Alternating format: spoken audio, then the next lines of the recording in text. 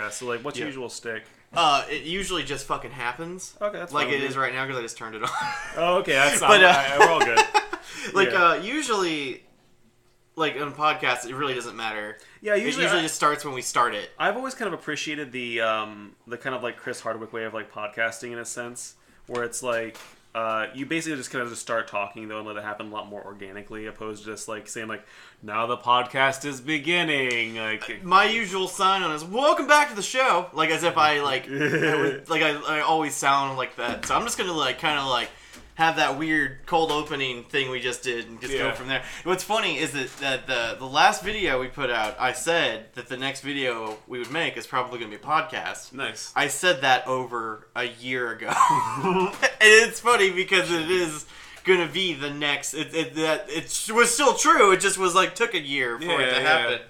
But so with the podcast, like, have you legitimately filmed it and just sent it on an audio form, or do you just upload like straight to YouTube with the audio attached? What? No, I was asking because it seemed like with the podcast though, because it says you have it on your YouTube channel. Yeah. Do you back the audio with any visual materials, or do you basically I usually just make it a still image. Okay, sorry, people. Sorry. I'm not gonna like go in there and change stuff. Like listen to us talk for like 2 hours and keep changing the background. I usually get a lot of like still images from a lot of the stuff that we talk about and throw them into an image that kind of makes sense, like a collage of the things in the posters, sort of. And like kind of go with that. Like, like it's sort of interesting to look at. You kind of know what's gonna come up in it. Yeah. Obviously, I can't fit everything in there because it's one image. For sure.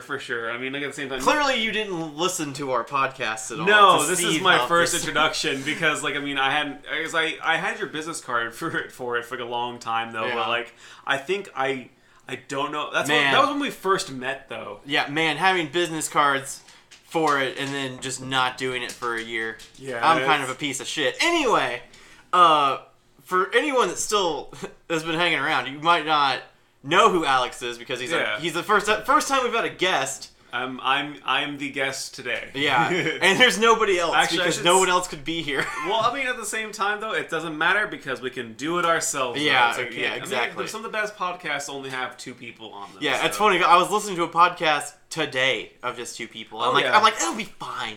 It'll be fine. Yeah, it'll be good because it's like the fucking George Rockel Schmidt, like. George Wackelschmidt? I don't know how to say his name because he's like British. So he says it with his he's like he has an accent, right? Wackelschmidt? It's like and it's I don't know it's so weird. Like, but like is that like promoting other podcasts? Is that Space Doc? Or who's George Wackelschmidt? That's the name of his channel. Oh, it's his own name. His name is George Wackelschmidt? Yeah, it was funny because the Space Doc is also is also a British guy. It's named after Dan Space Doc.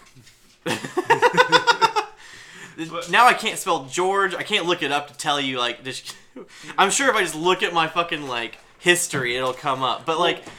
Yeah, the one I've always appreciated is, like, Star Trek The Next Conversation, where it's just, like, 2 people and they just talk about Star Trek. Well, then again, though, I mostly love it because I love Star Trek, so... Mm-hmm.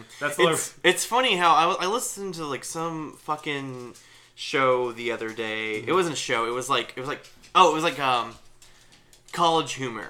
Yeah. And they were making fun of people who do podcasts. Oh, because it's such like almost like a weird like niche protocol they follow now. Well, like they're making fun of it because it's like everybody does it and you're stupid for doing it and no one's gonna listen to it. Yeah. And it's like more people make podcasts than listen to podcasts. And I was thinking about it and I was like looking at the podcasts I listen to. I'm like, I don't know, I actually listen to like 4 or 5 podcasts. Oh yeah, for sure. So how can that be? That doesn't make any sense. Yeah, it's CollegeHumor.com. You dying? Like people want to talk shit about the Cracked website and stuff. I think College Humor died the minute. Oh yeah. What is his name left? I don't know who was the head of College Humor though. No. You know who I'm talking about. He's the guy that everybody says should play Miles Morales, Childish Gambino. Donald Glover. Yeah, Donald Glover. I should have been able to remember that. Didn't some of his sketches as like his sketch comedy group Derek? It was the first time I ever heard of what that was. It was like the first thing that got YouTube going was College Humor, and Yeah. Like, some of their skits. Yeah. Like, some of their skits looked like shit. Oh, yeah. At the time, they looked like shit. They definitely look like shit now. They definitely were but shit. They're funny like, as hell. Yeah, yeah. And, like... But, like, it's like... Now that was, 2006? Yeah, they got... 2007? They got a little bit of money backing them now, though, so now it's, like, with a little bit of production. I would bet you that within, like, if they at least stay somewhat relevant, within the next, like, 2 years, they'll have, like, a streaming channel that you can follow. Yeah. Like, I mean, kind of like a Netflix. Because, like, that's almost... That's my big argument with the way the world is right now, though, where, like, every single thing has a fucking streaming channel, and you have to pay for every single thing separately. Yeah. It's, like, it's honestly, it's like, I understand it's like kind of people want to make that push for a la carte television, which is exactly the way it should be, though. But the problem is, though, is that entertainment's so stratified nowadays, though. It's like, oh, did you catch this thing on Crackle? No, God, I didn't even... Ain't no one watching Crackle, let me tell you that right now. I downloaded Crackle, like, in, like, a few years ago, and I was like, I would keep browsing through movies on there, and there was... I'm not exaggerating. There was not one movie on Crackle I wanted to see and or heard of. I was like, I just deleted the app. There's two that I've heard of that I thought, like, no one's fucking watching this though. One is like CISO. Like CISO, where it's like the one where it's like the comedy one. It's wait. CISO's on Crackle? No, not on Crackle. No, I meant like on like streaming channels. Okay, yeah, because I've seen advertisements for CISO, and I'm like, some of their shows look funny. Like even they had like a show that was like not Academy or Golden Globe nominated or something like that. That was like Tig Notaro's show, and I never saw it though because, like I said though, no one watches fucking CISO. But then essentially they also offered it on Amazon, I think, at the same time. So it's like so it's almost like makes it kind of like pointless for these channels to even exist because there's the other one was Comic-Con HQ. Which that one that's a service you pay for? Is Comic-Con HQ? Because it has talking about really a niche streaming service right there. I feel like that has to be a special niche. Alan Tudyk, he had a show on there though that people could watch. So Alan Tudyk? Tudyk. I said Tudyk. Alan Tudyk? Tudyk. There's no R's in his name. Oh, there's only Alan Tudyk. I didn't know. I was like, are you talking about the same guy? Alan Tudyk. I fuck up people's names all the time, but Alan Tudyk, he that totally would be a thing that he had like a show. Oh yeah, but it, like I love him as a person because I loved him in like Death at a Funeral. I loved him in everything he's done because he's a great character actor. Great in 28 Days was Sandra Bullock, but at the same time he has a show on Comic-Con HQ called Con Man. Where it's about a guy who goes like... Which is funny. I've seen advertisements about that. I've seen advertisements for this on YouTube. But I think they kind of also offer that on Amazon now, though, because I think Amazon's been so huge that it's like if you want to be seen, they'll go on there. It's like Amazon is kind of like, hey, all these things, we'll stream you too, because we don't have enough original content because we're not Netflix. Yeah. So it's kind of like as if they're like...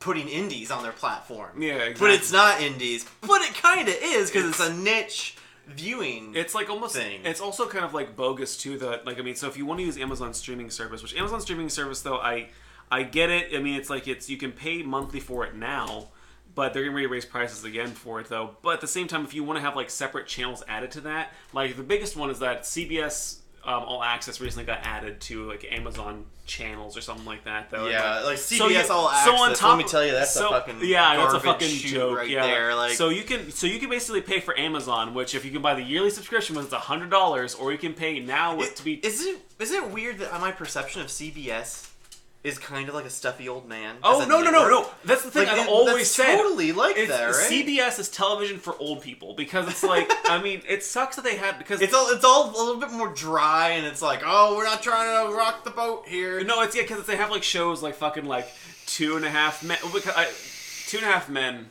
My grandparents they refer to it as 2 men and a boy. 2 men. 2 men and a boy. That sounds like somebody wrote that. Yeah. That sounds like a joke that somebody wrote for like their show. No, so basically when they were talking about that, they were always talking about like, oh, we're gonna go watch 2 Men and a Boy today. And I was that just sounds bad. You're like, what the fuck are you talking about? Like, do I have to call the cops right now? Yeah, it's like 2 Men and a Boy, or like 2 Men and a Boy. We gotta watch that 2 Men and a Boy. But then you're gonna have to watch that that MacGyver. I mean, I was pissed off they remade MacGyver because I love MacGyver. Wait, they remade MacGyver? I didn't hear about this. Oh, I thought you knew about it. I thought that was this joke you were making. No, I just wanted to say like a person's name that they couldn't say right. For some reason, I picked MacGyver and I messed up how to say it. No, MacGyver legitimately, like, he... You can't have MacGyver without... Richard Dean Anderson. Without Richard Dean Anderson. No, okay, so this is the truth. This is the truth about it. Like, I grew up watching MacGyver. Like, MacGyver was, like, my touchstone for, like, TV for, like, the longest time when I was a kid. And he kind of, like, it's because MacGyver has, like, this strong moral compass, teaches, like, make sure that, like, you know, you stay in school and you stay in school and you do good and stuff like that, though. But it's like he was such a do-gooder, though, because he went from the beginning to doing like adventures. Like, I work for the Secret Foundation and do secret spy stuff and only use my wits. But then eventually he transformed to doing social crime. So it's like, gangs are bad and like he transformed into like. A social justice warrior. Well, like I'm trying to get a good parallel here because he kind of went from being like Indiana Jones without the archaeology. Yeah. He's doing things in other countries to, like, I'm gonna clean up the streets. Yeah, and it's like there's my problems at home. I don't need to be running around in like in like the Asian subcontinent. Yeah. Trying to rescue people. But the cool thing about MacGyver, though, is that, like, for the longest time, though, I mean, like, I loved it. I loved every single moment of it. And then recently I found out that they remade MacGyver, and they made it with, like, I think the actor's name is Lucas Till. I can't remember what he... It doesn't matter. No one's going to watch it. No one's going to know who that is. Apparently people are. Old people will watch it. They'll watch anything! They watch Jag, man! Yeah, same people watch Jag and NCIS and, like, you know, and, like, shit like that, though. It's like, that's what I'm talking about, though, where it's television for old people, though, because it shows where it's, like... They appeal to an older audience, though, and that's like, because I've always railed against the Big Bang Theory and how I fucking hate it. I hate the Big Bang Theory so goddamn much. You know who watches the Big Bang Theory? Who? Christians. Oh, yeah. Because I've met so many Christians that think the Big Bang Theory is hilarious, and I don't understand. It's because people have misconceptions about, like, you know, what actual nerd culture is. And yeah, I think it basically, what shows, like, the Big Bang Theory, though, it actually... does harm to, like, kind of like that kind of like stereotype because it objectifies these people in this strange way where it's like this is all it is. Yeah, this isn't about anything deeper than like I like things. it's like because it plays into nerd culture to saying that like that there is still like a stratification between, like, you know. Because everyone's a nerd. Everyone's into something, though. Either be it, like, woodworking or whatever you do, though. They try to make it like there's some stratifications, like, oh, all nerds know how to do calculus. Like, I'll admit, though, I'm a huge Star Trek nerd. Never once have I ever been able to do calculus or solve physics. I couldn't even pass, like, algebra. Exactly. 1A. I fucked up geometry so hard in high school. Like, I don't know how I fucking... Like, I had to take some kind of supplementary course to, like, get my, like, math credits in high school. Yeah, I couldn't do it. And so it's like... And I'm over here, like... trying to, like, think in my spare time, trying to think about how artificial gravity systems on spaceships would actually work. Exactly. It's like you can't get much more nerdy than that because it doesn't affect anything ever. Exactly. Like, unless no, trust me. It's like ever since I got like knee deep into Star Trek, I've always like it's like you know what I just want to know more of how these ships are built though, and I'll start looking up about blueprints about the Enterprise or the Defiant or something. Space Dock, like I was saying. Exactly. So it's like I've been watching every fucking episode that comes out about story like. Other franchises I never like Warhammer. I don't give a shit about Warhammer. I understand it's very popular, but me personally, it doesn't like appeal to you. Yeah, it doesn't appeal. But I'm like, oh, they got some fucking ships. What are those ships like? What are those? What's going on there? It's because they're based in some sort of like kind of like their own reality. It's you know because. I mean, that's why, and I think like, there's always some kind of author with some kind of view of how they think science fiction technology is going to work. And I think that's why, honestly, like why Star Trek is just so compelling, though, because it seems like it could be realistic in a way, because it's based in almost like our reality, where it's like, you know, where it's you can see it's like, all right, we still have these same basic level of physics, though. They take it a bridge far away, though, where it's like they're like bending space time and like shit like that, though. But like there is like a lot of real science happening in it, yeah. And it's like when they made Star Trek, they kind of made the technology fit reality. Yeah, but they didn't explain how it works. It's like warp. Like when they travel travel in warp at warp speeds, they have the deflector dish that clears dust particles out of the path. Because I remember they were talking about how real warp drive would work because they're like working on it, Yeah. and how dust particles would collect on the ship and then like shotgun planets in front of it when it arrived, and probably just kill the crew too. Yeah. And like there's like in the actual show they have a dish that pushes this stuff out of the way. Yeah. But I swear, like, that's what I that's the one thing I do love about Star Trek the most is the technobabble. It's the technobabble that kind of gears me in, though. But getting off topic, though, but this is why just like the Big Bang Theory and CBS just sucks, though, is because it's a means for old people to be like to feel like they're still among the youth in a way, but really that like these are people that like have like are writing for like no idea how people are. Yeah, and it pisses. They're like they're trying to write for what's funny. And it's not even funny. It's like, huh, it's so awkward. It's funny, right? It's like, well, honestly, no, it's nothing nails on chalkboard. Nothing has pissed me off more than knowing that they made a spin-off series called Young Sheldon, because I saw one promo for it like recently because I just recently got cable.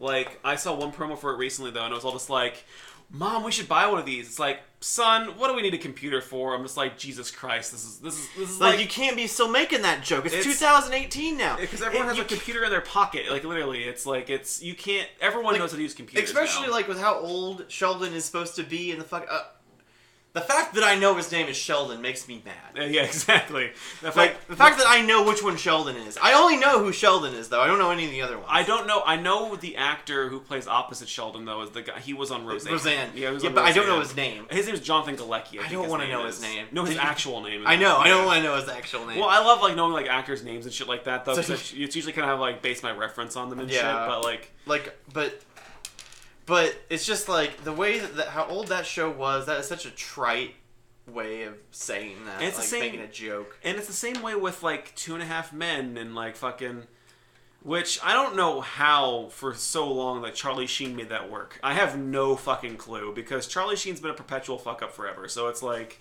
then and especially with like now like there was someone actually talking about this though, because you remember there's been the big thing recently about how a lot of like. People have been outed for like sexual harassment and conduct stuff like that. This is funny because I had a subject to bring up later about this, but yeah. But where we were talking about with Charlie Sheen though, there was a report because you know who Corey Haim is. He was one of the Coreys, right? He was one of the Coreys. He was in Lost Boys. Which one is he? Is he the one that talks like this, or is he I'm the bright young face one? Yeah, that's the one. He's the bright young face one. Because he's Sam. In Lord of the Rings. No, is that not him? That's neither one of them. That's Sean Astin. He's not one of the Coreys? No, it's Sean Astin though. Are you sure? Sean Astin's because he is like part of. He kind of looks like him, right? Am I wrong? He was in Stranger Things recently. That's Sean Astin. He was also in Lord of the Rings. And he's not one of the Coreys. Okay. No. Different people. I get. Corey Haim was in Lost Boys. I know who you mean, but I kind of thought they were the same person. No. Corey Haim's like career really went downhill after the 80s, but the point was though that both of the Coreys really didn't make it out of there. Not necessarily really though, but at least like Corey Feldman though they're kind of. Anyway, we keep tangenting. Yeah. What is about this guy? But what it was though is that there was a report out saying that Charlie Sheen had had sex with Corey Haim when he was underage. What? Like no joke though. The revelations. Because like the thing that's kind of crazy about it is though is that Corey Feldman had been talking about years, which is like because Corey Haim and Corey Feldman were friends for a long time though, and they've been talking about for years though, and like hinting that before all this like molestation came out though, and all like the Harvey Weinstein stuff that came out about the industry though, they were hinting at the fact that they were passed around and molested like supremely, among Hollywood, and that this is some hot goss that I was not. Oh no, this is like I didn't know about this. Oh yeah, for sure. Well, because the thing, what they do with like, at least like children, which is like the worst part though, because it's don't get me wrong though, it's definitely horrible for like women and stuff like that though in the industry. But when they did it with children, it's like a step even worse though, because what they would do is they'd be like, now you're gonna do this thing for me though, and you can't do anything about it because if you say no, then like you won't have a job in this industry and your family will be broke because these children were these like forebearers for their family all of a sudden though, like they were was like making children breadwinners of an exactly entire family. And they have this trip in their head though about like, well, what am I going to do now? Like literally I don't know how to operate,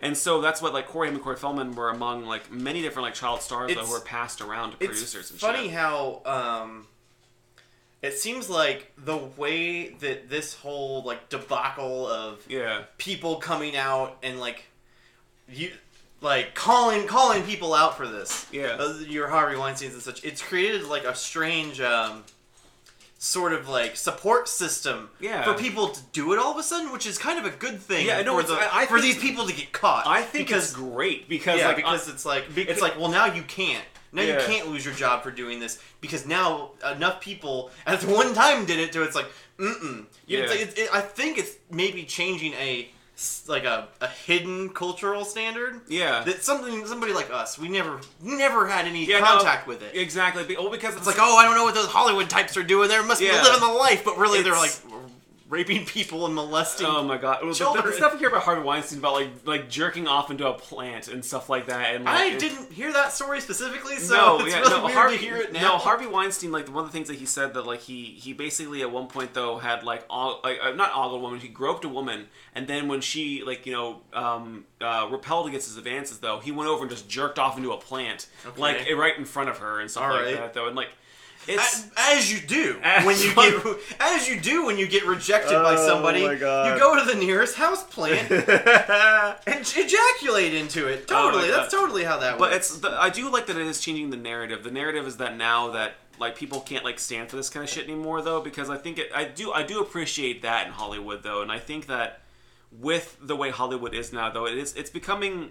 Because I think the bigger topic before this was about representation, and I think representation is still a big issue in the industry where it's like you have like African Americans as well as like Asian Americans. That's because like whitewashing is something that everyone has done for like the longest time though, and I think that like since you're a huge anime fan though, I mean like the stuff they talk about with Death Note. Oh, don't worry, I have opinions. And Altered Carbon and stuff like that. Let's get into some goddamn opinions about the whitewashing in the anime and the whatnot. Yeah. So first things first, I'm gonna go the opposite way because I mean, you listen to the show long enough, you pretty much know that everyone on our channel kind of leans left. Oh yeah, for sure. Kind of leans left. Yeah, we're a bit left here. What do you call that fucking movie that I should know off the top of my head, but I'm talking so it's harder? Ghost in the Shell. Oh yeah, Ghost in the Shell. Ghost in the Shell was Scojo. Was like it almost offends me how much people think that that's whitewashing. Oh because yeah, let me tell you something right now. I went to see that movie, and you know what was before everything in that movie, before one scene of Scarlett Johansson came on there, was all of these like brand names in Japanese. Because if you know a thing about Japanese business, there was no way an American company was going to make that movie and it not be something that a bunch of business people in an office in Japan signed off on. Oh yeah. Like this is like they knew that she was going to be in it. Yeah. Like they knew who they It's I saw like a kind of a YouTube video about this recently. And they were talking about though that's kind of the way that like a lot of these movies are getting made recently though, and they're talking about that like the idea of whitewashing is not necessarily like what exactly is happening in Hollywood. They're talking about when they're making films that are bankable anymore though, because like let's be fair though, most films don't make their budget back anymore. Like almost every single film, like bombs. The big films. I mean, I think it depends on what's going on. There's a lot to go on with that. I don't think you can make a generalization like that. But anyway, I guess that's fair. But I mean, a lot of the big movies don't really kind of like bank anymore though, because they'll put these huge budgets on it though, and they won't make their money back though. But what they're banking on though is not the American market anymore. They're banking on the world market.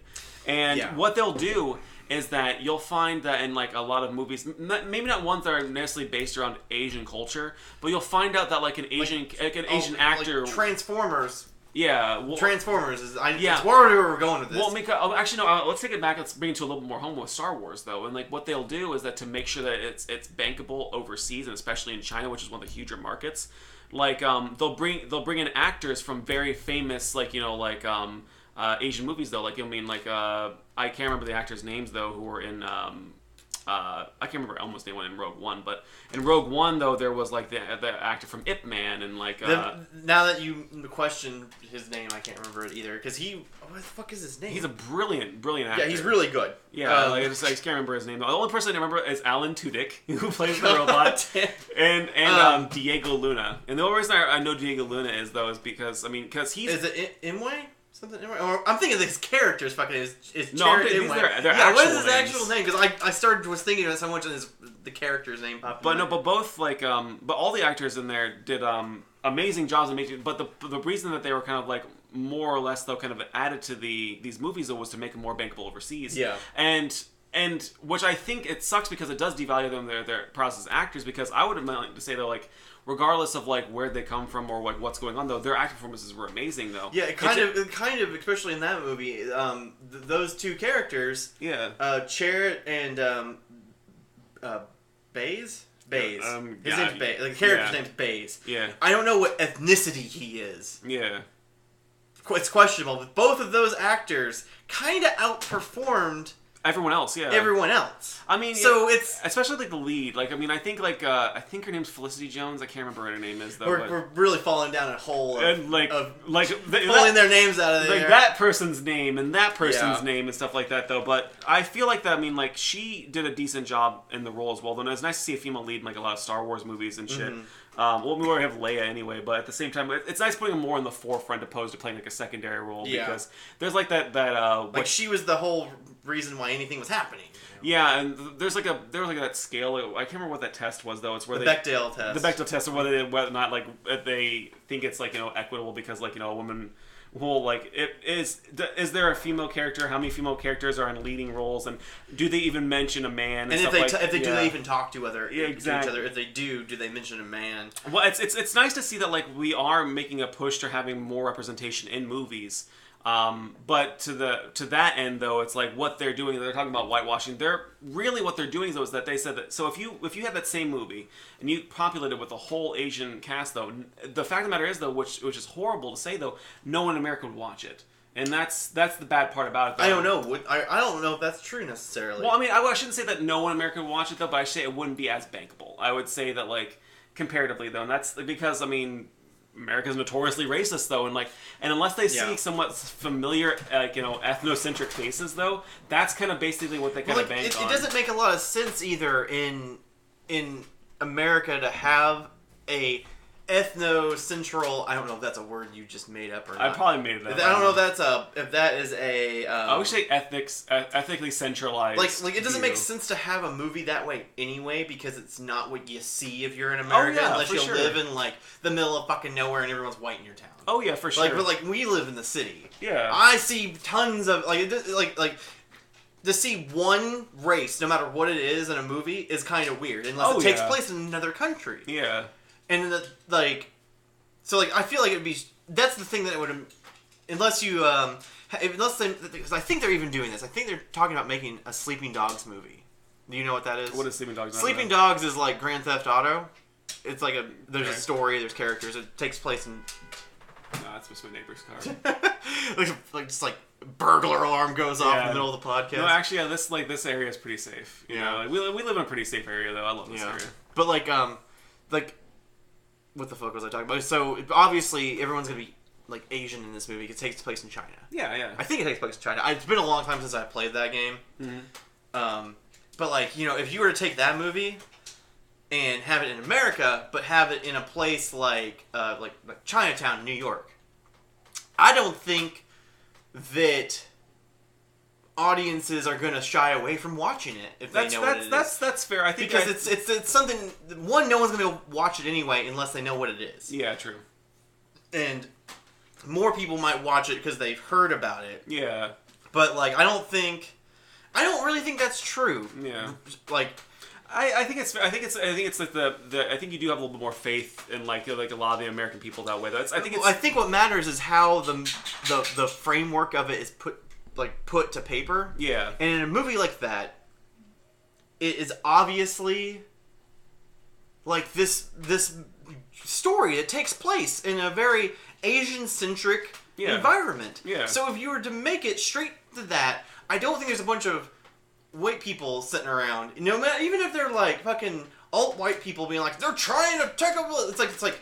It's like they're gonna have to notice that it's an Asian story. Yeah. It doesn't have, when you make that into a movie, when you transfer that into a movie and you have an all Asian crowd, you don't have this huge backlash because there's not you can't It's not made up. Yeah. You can't assume that it's made up. It's like how everybody was complaining in that Star Wars game, Battlefront 2.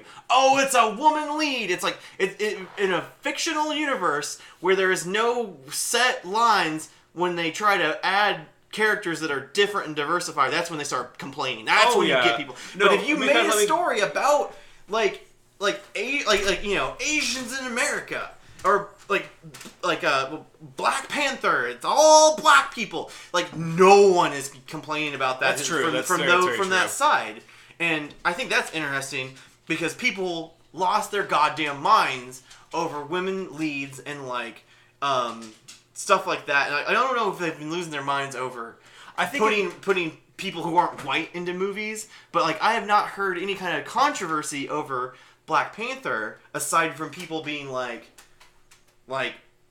positive things. I was like, oh, I'm so excited to see this. Well, also at the same time though, I think that you and me, we both kind of I think it's the kind of separation that we do in our own groups and stuff like that. We have an echo chamber that we don't facilitate for ourselves. Yeah, we only really hear about. I mean, most of the time though, with people who genuinely agree with us though, and chiefly if they don't agree though, it's like they're not likely to disagree with us on such major things like that. I would assume.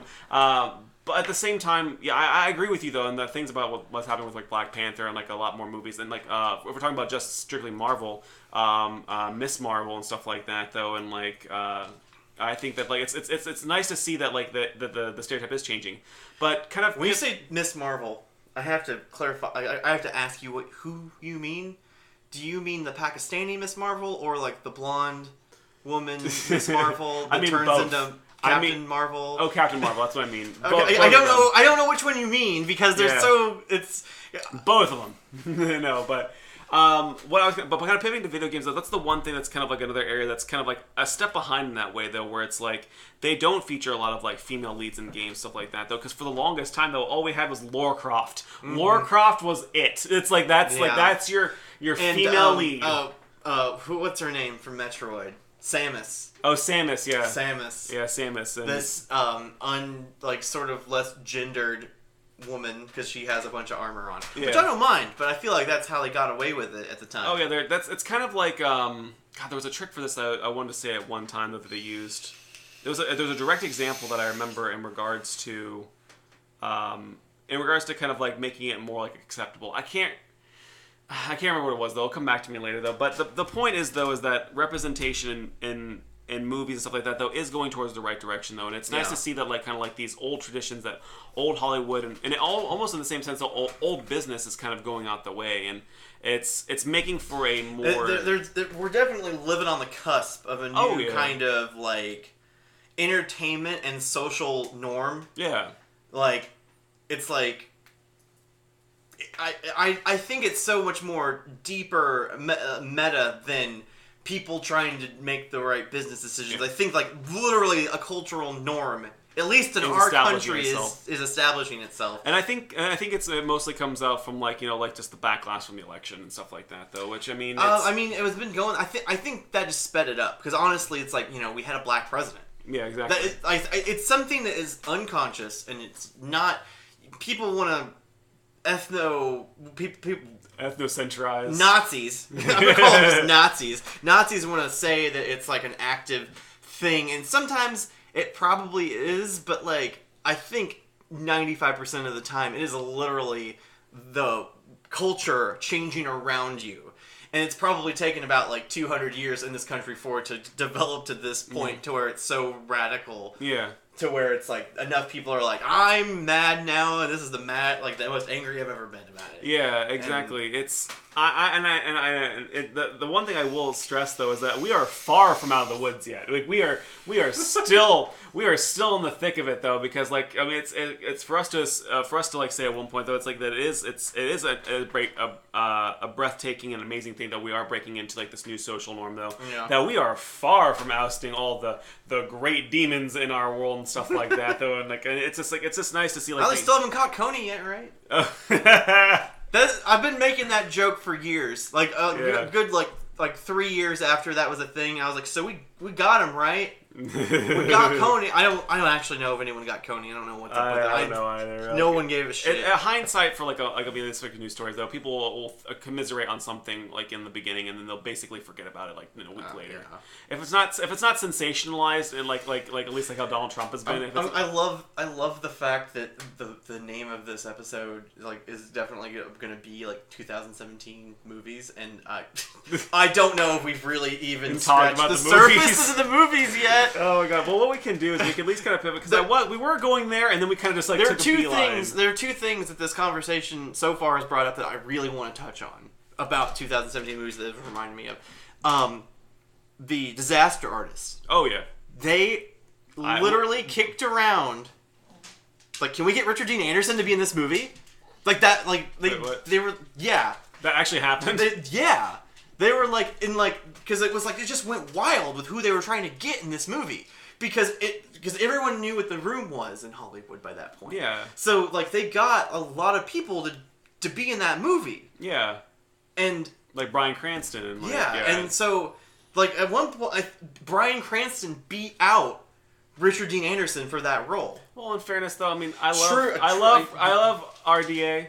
I know what you mean. I know what you mean. But literally, they were like, can we get him? Will he do it? Like I was like, are you serious? You almost got Richard Dean Anderson to do this? Like the fact that you never really hear people like, what is his fucking name? Why can't I remember his name from that movie? Like James Franco. Yeah. It's like James Franco knows what Stargate is. He knows what Stargate SG-1 is. Like he can make Stargate SG-1 jokes? Yeah. That blows me away. Yeah. It's like besides like knowing he was on the show, like to know it well enough to be like, hey, let's get Richard Dean Anderson in here. Like they weren't even referencing MacGyver. Yeah, exactly. It's just his like just that he's in like the cultural lexicon. Like he's like one of those touchstones of people who could basically just be there. I was like, it blew me away. Yeah.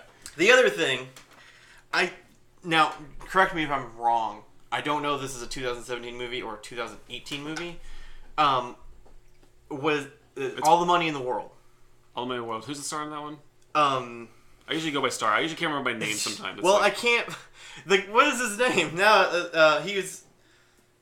Fuck. The other guy that got in trouble for basically molesting children.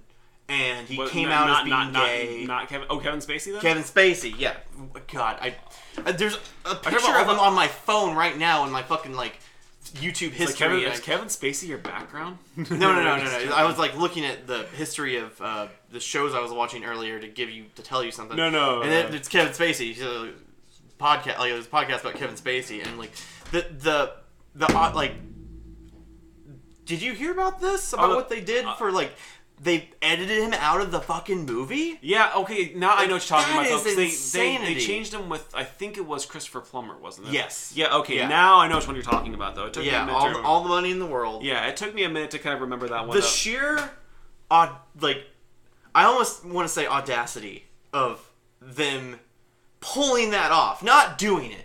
I don't think it's doing it. No, it's well within their right to do so. The fact that they pulled it off is insane to me. Yeah. I think that says a lot to the creators of this movie, of their skill of movie making. Yeah. To be able to be like, we're going to take this guy out of this entire movie that we're already done with. Yeah. And then put in a new actor and reshoot all his scenes. And somehow, like, they're having to do reshoots on Suicide Squad and it's still a fucking shit movie. It's terrible. Yeah. Terrible garbage fire. Well, I think, okay, I didn't even watch that one. It's not good. I kind of skipped that one. I mean, it's the thing. I do appreciate that, and I think it's kind of also. I mean, I can't help but analyze it from a business standpoint though. But I think it's probably like they probably recognize it's like, oh fuck. Like I mean, well, one, we can't support Kevin Spacey because of the things he does. But at the same time though, they kind of recognize that I was like, well, look, we've got this guy in our film though who has been like ousted for like some horrible acts though. this is probably going to diminish the quality of our movie. Oh, yeah. Yeah, so basically, Totally. so we could spend a little bit more money. I think even Christopher Plummer said that he didn't really have to be paid that much to do the role. It was just like, he gladly did it. And I don't quote me on that one. I don't know for sure. I can't speak for Christopher Plummer because I don't know him that well. But at the same time, I don't know him that well. But at the same, me and Christopher Plummer, we go way back. We don't usually hit the town very much. But the thing about Christopher Plummer, though, I think, but they say basically if we spend a little bit of money now, and we kind of and talk about what happened though, where we just basically got rid of Kevin Spacey in this role though, our movie's gonna make way more money than if we just left it untouched. Exactly. Like I think they saved their movie. Oh yeah, they definitely saved their 100%. movie. If not that, like imagine this. Imagine none of this came to light, and this movie went forward. Kevin Spacey's in the movie. I don't think that it would be as successful as it's going to be now. If there wasn't a controversy around it. I say it the British way. Controversy. But like if that never happened, I don't think I would have even noticed this movie. Oh yeah, for sure. But now I'm like, I want to see this movie. I want to see this guy who just came in here and saved this movie. I think this let's be real though. I mean, if you're measuring actor to actor though, I mean, like aside from what Kevin Spacey has done though, Christopher Plummer is like a way better actor than Kevin Spacey will ever aspire to be. I don't know that. I don't know who he is really. You probably tell me who he is, and I mean know who. But I mean, you could just you can analyze some of his body of work though, and just know that he is the real deal and stuff like that though, and But no, I know, and that's why I said though it doesn't and that's what the cool thing about the 2017 movies and stuff like that though is that I feel like it was an odd year because 2017 was not like the best year of things, so it's like it was an odd year for movies too, and kind of going into the Golden Globes and stuff like that though, where these movies there was no real standout movie. There was no movie that at least an award nominated movie where a movie was all just this is the movie that's gonna sweep all the awards, or when Avatar and the Hurt Locker came out, that's these ones are gonna skyrocket. Oh yeah, Avatar that totally skyrocketed. Yeah, and stuff like that. But it's like this last year though, it was a whole bunch of these weird and interesting films where it's I'll already call it right now though. I believe that 3 Billboards out of Ebbing, Missouri is going to win Best Picture. I think it's going to win Best Picture, and I think I am more than certain though it's just going to sweep at the Oscars, because the reason being is that for one of two reasons. One, because the movie is stellar, and the second one being though is that its biggest antagonist is The Shape of Water, and The Shape of Water is wait, antagonist? Did you say biggest antagonist? Oh, I guess I should say not antagonist, but competitor. Its biggest competitor is Shape of Water. Yeah. And for as much, because I could talk a lot about Guillermo del Toro. Guillermo del Toro is someone who I've followed for a long time, though. I remember being 16 years old and being in a theater in Terre Haute and watching Pan's Labyrinth for the first time, though, and being absolutely amazed by it, though, and being enthralled with the kind of imagery that... I was kind of a little disappointed in Pan's Labyrinth, honestly. I still love that movie. I think it's great. I want to say disappointed. I'm not saying it's bad. No, I appreciate your opinion. I thought it would be a lot more horror-centric. No, it's... Or, I don't know. It was a lot more... Which is funny, because The Shape of Water was honestly a lot more whimsical than I thought it was going to be. Yeah. But I didn't have it... I don't have that opinion. Have you seen Shape of Water? I have. I've not seen it yet. That's one that I can talk about, and let me tell you. Is it great? It is great. Oh, yeah. One of the things that I have to say about that movie is it really is original. Yeah. And I'm not just saying this original story, because it is. It's the tone. Imagine when what was that guy that made I'm really bad at names tonight. What is his fucking name? Tim Burton. Tim Burton, yeah. Imagine an original Tim Burton. It feels like Edward Scissorhands, tonal-wise. It kind of has that tone, and I feel like it has an original tone for 2017. It comes down to... That's the way Guillermo del Toro's style is, though, because to be real... This movie, he needed the accolades for this movie, though. He needed this, though, because he honestly was probably one more bomb to being kind of almost ousted of Hollywood. Because I think... Really? Well, because you got to think of his track record recently, though. I mean, in the past few years, what happened was that he he made all of his original foreign films, though, which include like Kronos, Devil's Backbone, and Pan's Labyrinth. Which, if you've never seen Devil's Backbone, though, that one is more horror-centric, though, and it's a very great ghost story set in Spain. And it's probably I like it almost a little bit more than Pan's Labyrinth, though, but Pan's Labyrinth is just my favorite because I've seen it first. But then after that, though, after Pan's Labyrinth got so many accolades, went to the Oscars, got nominated for Best Foreign Picture, and still lost, but still, he was still very... Or maybe it won. It might have won. But he was still very well revered, though, so when he made his transition to America, though, his big thing was Hellboy. Hellboy in the Paladin, which is still Hellboy, great movie. I loved Hellboy. Yeah. And I loved the way it turned out. After he did Hellboy, he's like, all right, this guy's great, though. We got to get him on something huge. And the big thing he was doing, though, is that he was working with Peter Jackson on the Hobbit movies. The Hobbit movies that came out. And they spent so much time trying to, like, write it and get it right, though, that he didn't direct a movie for years. Like, he was focusing on writing the script and working with Peter Jackson on setting up the Hobbit movies. What a waste of time. Oh, yeah, what a waste of time. Like, Trust me. I do not like the Hobbit movies, to be... No, they were awful. Like, honestly, Lord of the Rings is probably, like, one of the more ambitious and probably well-made movies of, like, the last, like, since, let's say, I want to say the oh, poor Poopy. But I was saying at least that as far as... There is a dog here in case anyone wondered what the fuck he was talking about. But at least the like, you know, like, Lord of the Rings movies, though, were so advanced as far as technology goes that I believe that they, like, their advances are just... They'll stand the test of time as being those touchstones of movies. But, so... I digress, though. The Hobbit movies is where he kind of, like, he spent, like, years. And I want to say at least something like 3 or 4 years. He burned a lot of his time in his career. Relevancy. He burned a lot of relevancy. So the next movie he came out after that one was, I remember it came out with, like, Don't Be Afraid of the Dark, which was, like, a horror movie that didn't do that well. Then I've never heard of it. Yeah, I think Guy Pearce was in there or something like that. But, like, then after that was, he did Hellboy 2, because everyone wanted their Hellboy, though. And that movie was still pretty good, though, but it wasn't as good as the original one, though. And then he proceeded to do more films, though, that weren't as bankable. He did Crimson Peak. Which Crimson Peak was an okay movie, though, but it didn't do that well at the box office. He did Pacific Rim, though. Pacific Rim was a decent enough movie, though, but it wasn't like that really kind of like grabby type of movie. Well, it's funny because a lot of people fucking love Pacific Rim. I fucking hated that movie. I am not one of them either. Yeah, but I like a lot of, like, internet personalities that I like love it.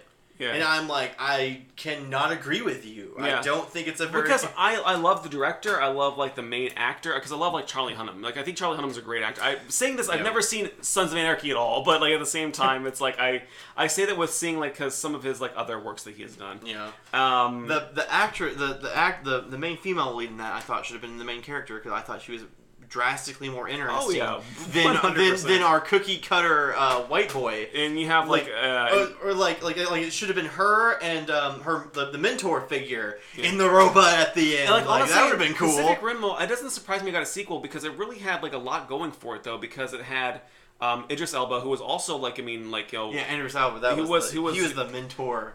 Who I think is like I think John Boyega. I think who was like. Boyega. I think he's playing his son in the next movie or whatever that is, though. But okay, I can get down with it. I can get down with that. Yeah, I feel like the next one's gonna be better. Which is weird. But it had like Charlie Day and Ron Perlman and this other actor, Burt Gorman, I think his name is though. I mean, he was originally on Torchwood for a while. As I forgot what his fucking name was, but he's also been on like Turn and like a bunch of other different shows, and like he was on Game of Thrones and stuff like that though, and he is an exceptional actor, an exceptional character actor though, and he really melted in that role though. So it had all these things going for it though, except for the fact that the story was boring as fuck. And it's like, so it's like when you throw all the star power at it, the writing wasn't there though, and I think that if they had more time to develop like the story of that movie, because in the first few minutes of that movie, there's like these are giant robots. Don't worry about Godzilla. There's kaijus. It's like it's insane. It's like it's kind of like you have to kind of get up with the speed really fast though, and then the rest of the movie is just kind of bullshit. So it's But so he made all these movies though. It's funny how like Charlie Day and like his assistant, that was like where a lot of the movie happened. Like when I say where a lot of the movie happened, where like the movie actually went somewhere and did something, and it was not a lot of the actual time spent on the movie. And I was like, I don't know. Like it's funny how you look at a character like a person like Charlie Day, Yeah. And he's, everyone knows what he's famous for. Yeah, it's for... And he comes in there and does something different. Yeah. And it's good. And it's like... this is an action kaiju movie. I want to see that generic white guy out there fighting those goddamn robots. I'm just saying, I give it 2 years. Charlie Day will do a serious role. 2 years. I give it 2 years. He's gonna do a serious role. It's the path of every comedic actor to do a bunch of comedies and then a serious role. This is your what is his name?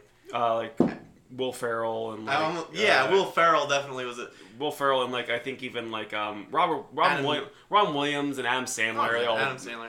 I think the only ones who could really probably do it is probably Robin Williams because no, because one of my favorite movies is has you just said his name and I forgot it. Adam Sandler. No. Oh, Will Ferrell. Will Ferrell. Yeah. Stranger Than Fiction. Yeah, did we talk about this though? Because that's maybe. Because I don't know. I think maybe I talked about it with somebody else though. Because that's I talked about with Radimir. No, that is one of my favorite movies. Yeah, that's that is my number 3 favorite movie of all time. 100% though, because I love it because it's about a man facing his own mortality, and I think it deals with a lot of poetry with it as well because It's also funny how it shocks me how no one ever hears of that movie though, and everyone always just brushes it off as a Will Ferrell comedy though, but it's really one of those movies. Christ. She just wants to play. But it's really one of those movies that it's so... Professional podcast. Yeah. Well, the reason, so from the backstory though, the reason we're doing it over at my location is because my dog has seizures, and so we're kind of just watching to make sure she doesn't have a seize. I have to watch the dog. But she's been doing good. She's doing all right. I've been because I can see your dog the whole time, and I was just thinking to myself, God, do not have a seizure right now. You'll be able to tell though, but she's been good today though. She had a couple yesterday, but she's been back on the norm. So, but back to Stranger Than Fiction though, I agree with you. I think that Stranger Than Fiction is probably one of the most well acted and one of the most beautiful movies I've ever seen. Yeah, and I think that it does have its faults. There are some hackneyed plot points in there, and I think that. But I think it's his relationship with understanding his own mortality in the movie.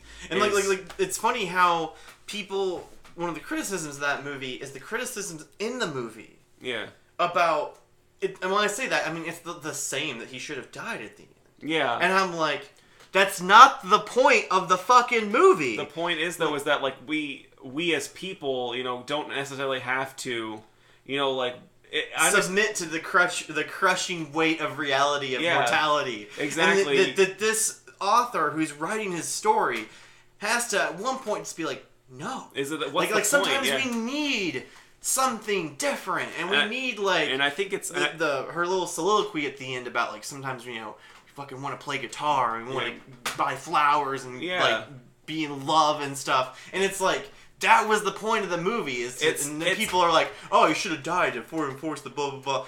And it was a kind of a rail against. It was a rail against fatality. It was a rail against fatality, and I think that the one beautiful scene in it that I love it is there's 2 scenes, but it's when Dustin Hoffman reads the when he reads the script though, and he's like, you could die in a million ways though, and none of them will be as most poetic as than this.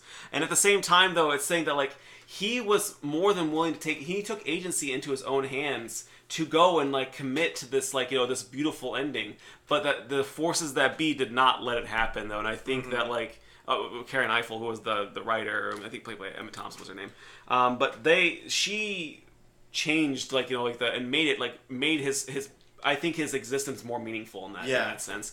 And I just love that movie. It's one of those. Also the fact that I think there has to be some kind of point there in the fact that he decided that he's going to do this because he was saving a child in front of the bus, right? Yeah. He throws the child out of the way and but he already made that conscious decision way beforehand. Exactly. Before that children.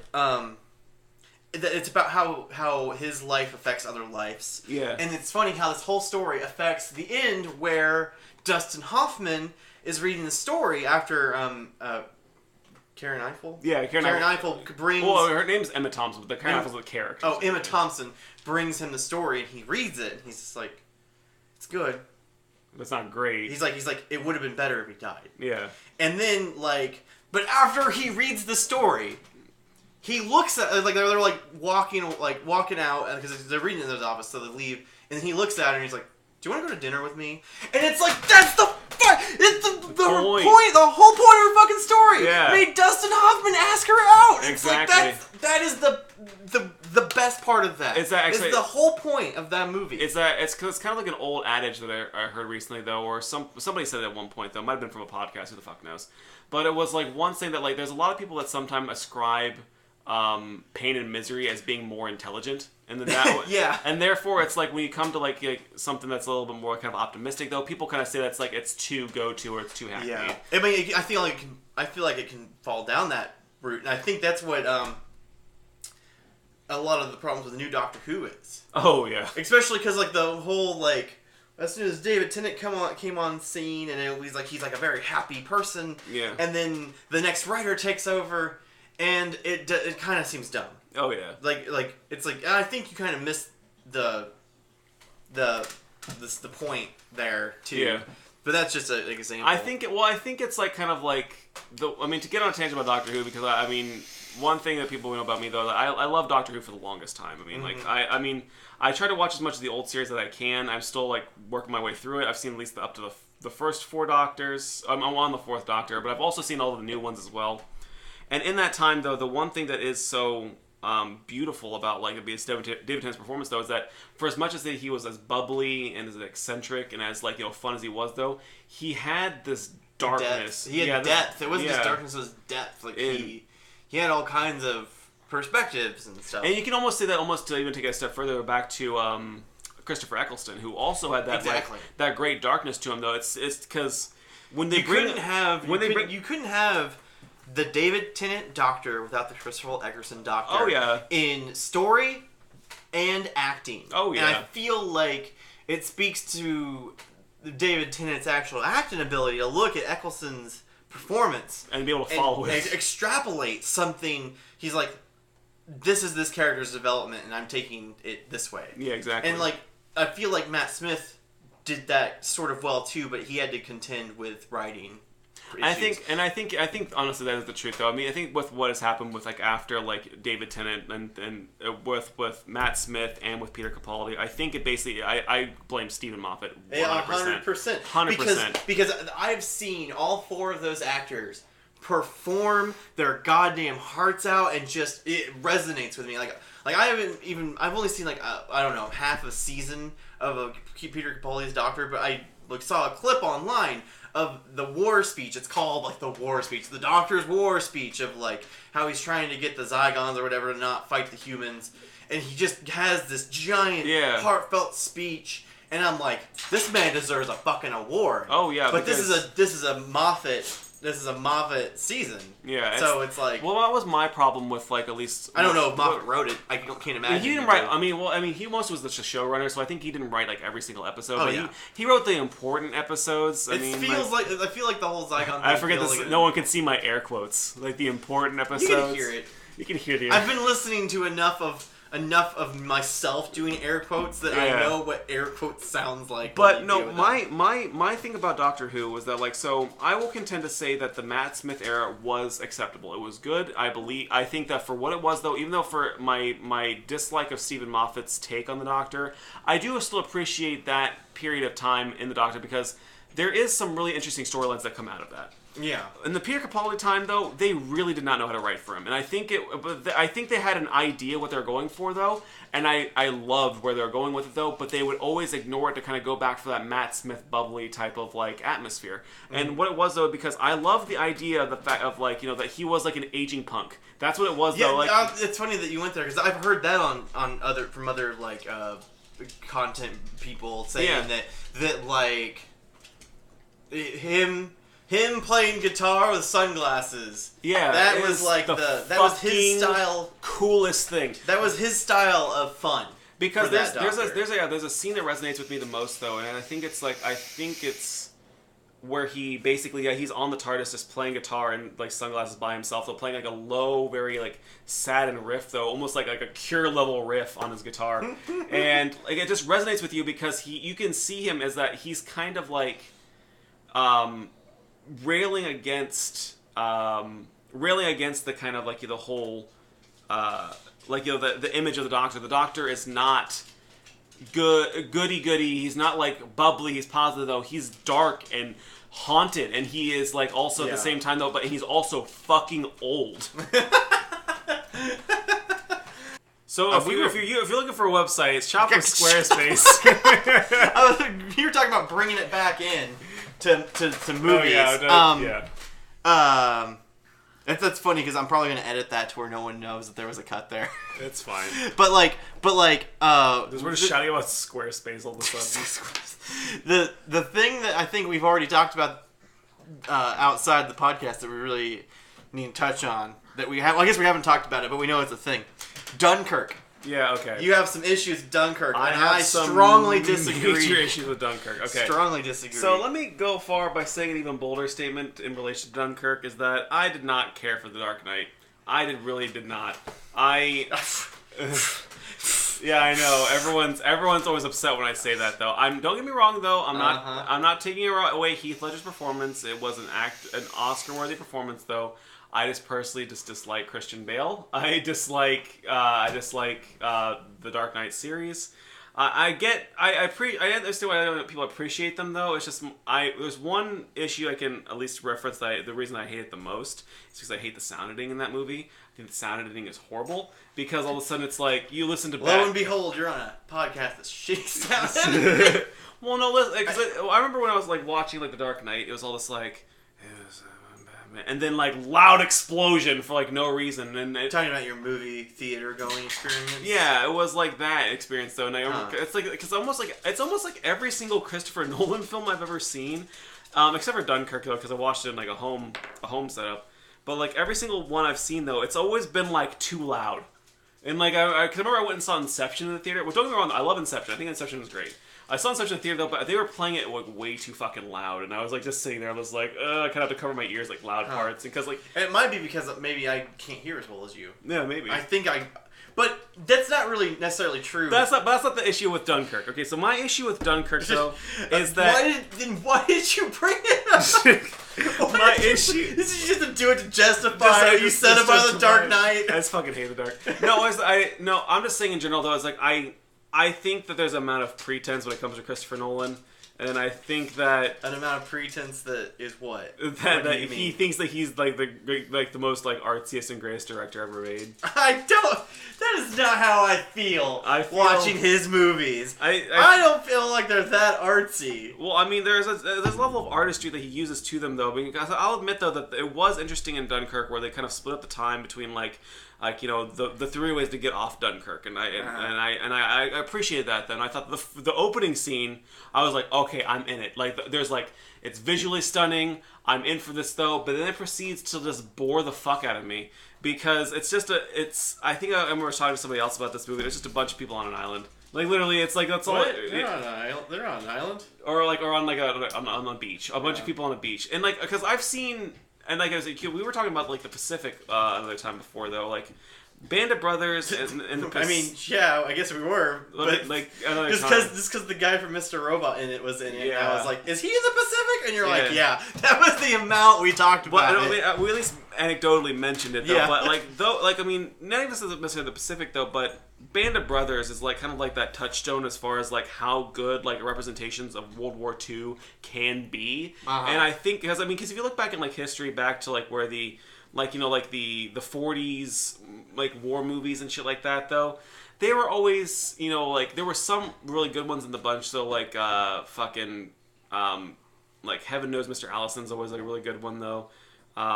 Which it's less about the war and more about like just how a man is like has like no one to have sex with and can't have sex with a nun, and it's so anyway. Okay, so what you're saying here is that it doesn't represent the war very well. I don't think it does though. I think that I've not heard that from anybody. I think that honestly, because I think that like I appreciate it for like what it was trying to do, but I felt at the same time though it kind of really lacked. How? But how did it not represent that war very well? I think it basically. I feel like it represented more. Maybe your view on what that war was like was painted by inaccurate movies about. True. I guess that's true. Because like this movie takes place when there is no Americans in World War II yet. Yeah. Like, this is not, like, the Russians have not been, like, willed away on the Eastern Front yet. It's like, there's, like, the Brits are scared. France is fallen. No, it's over. Like, it's looking bad. For me, almost, I wanted like to see more of a movie about the Blitz instead of like, I mean, just about like just necessarily just Dunkirk, because I think the one thing that like, I mean, I do have at least like a relative understanding of like like of European history and as well as like World War II, but at the same time though, it's like it didn't really one thing that kind of felt what I mean for though, it didn't establish the importance of the events of Dunkirk, and then also didn't really establish.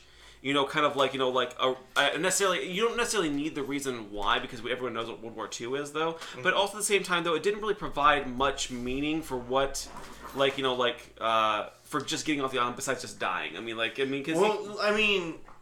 don't know. Maybe it's because it's so ubiquitous with what I'm supposed to know about it. Is like, if those soldiers hadn't made it home, Britain would have been severely underpowered for soldiers. Oh yeah, but like it was a very successful because they basically. I do agree that one part where they have like the civilian fleet come in and rescue some of these soldiers out of there though.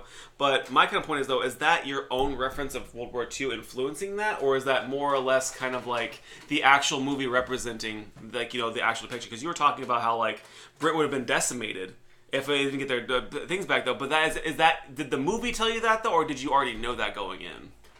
I don't know. I'm not sure.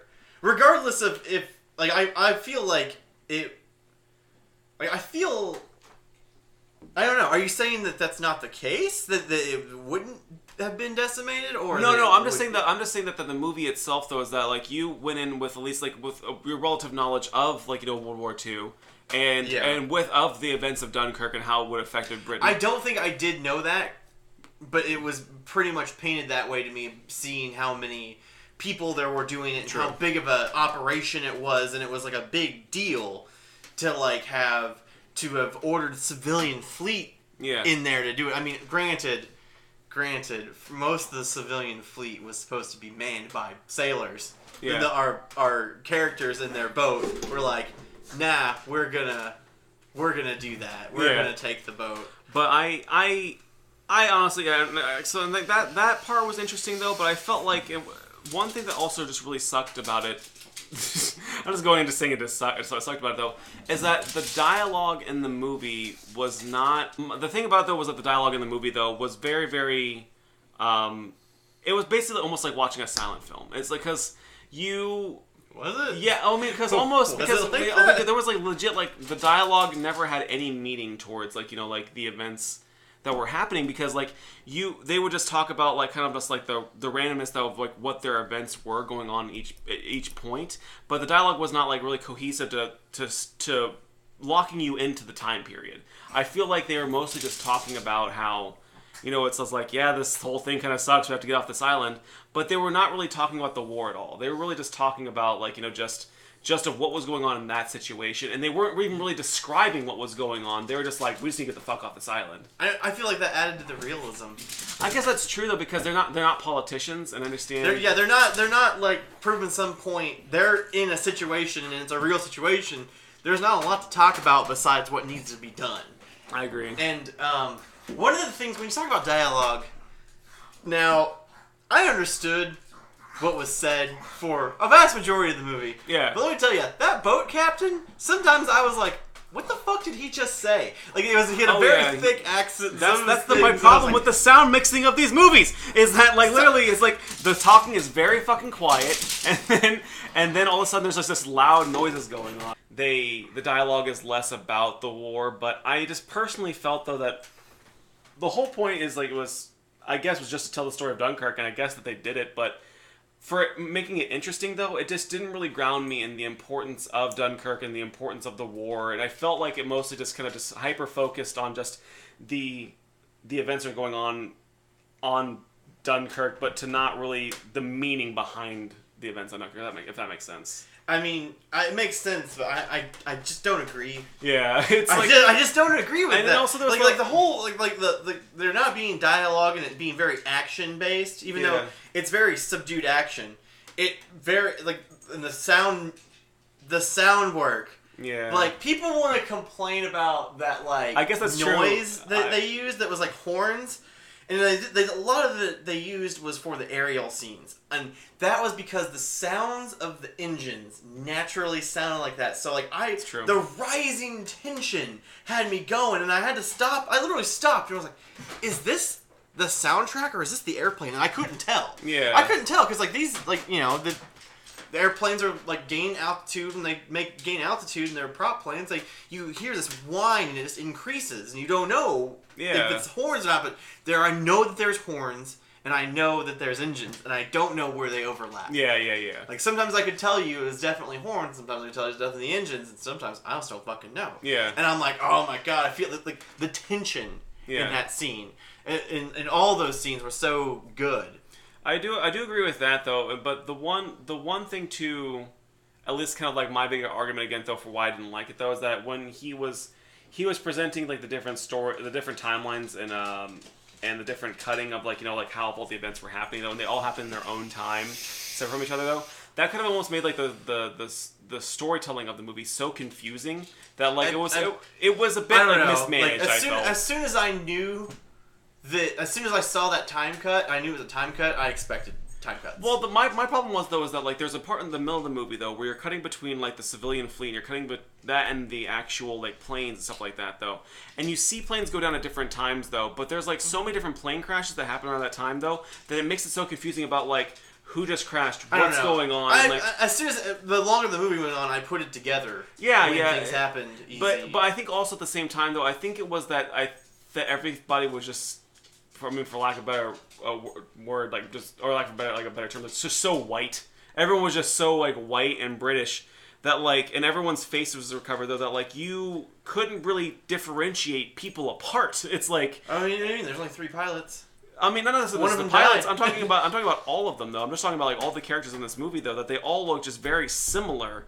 That it was just so confusing. Yeah, it was so confusing. Like, did the French guy make it out? Which guy was the French guy? The only guy that was French that didn't talk the entire movie, and they're like, why isn't he saying anything? Oh, he's a French deserter. Oh, they're talking about that guy who was in the ship? Like, the guy who was in the ship? The guy that on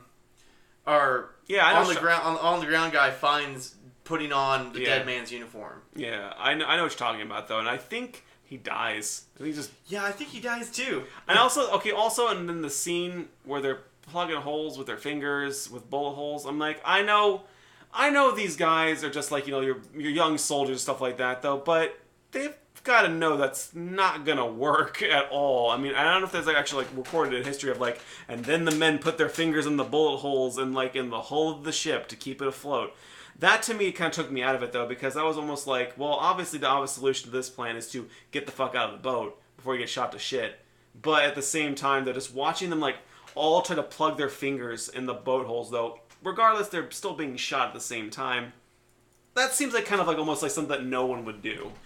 I don't know. In a situation like that, I could see people making, like, decisions. I guess it's true, like, making irrational decisions. Just like it's like the best thing they could do is buy themselves time is by plugging as many holes as they could. It almost seems like more it's funny how, like, they really got out there. I was like, oh, they've been moving this whole time, and, like, I've been so transfixed by the scene, I didn't really realize that they're still dealing with this, and it's just not gotten worse. It's not gotten any better.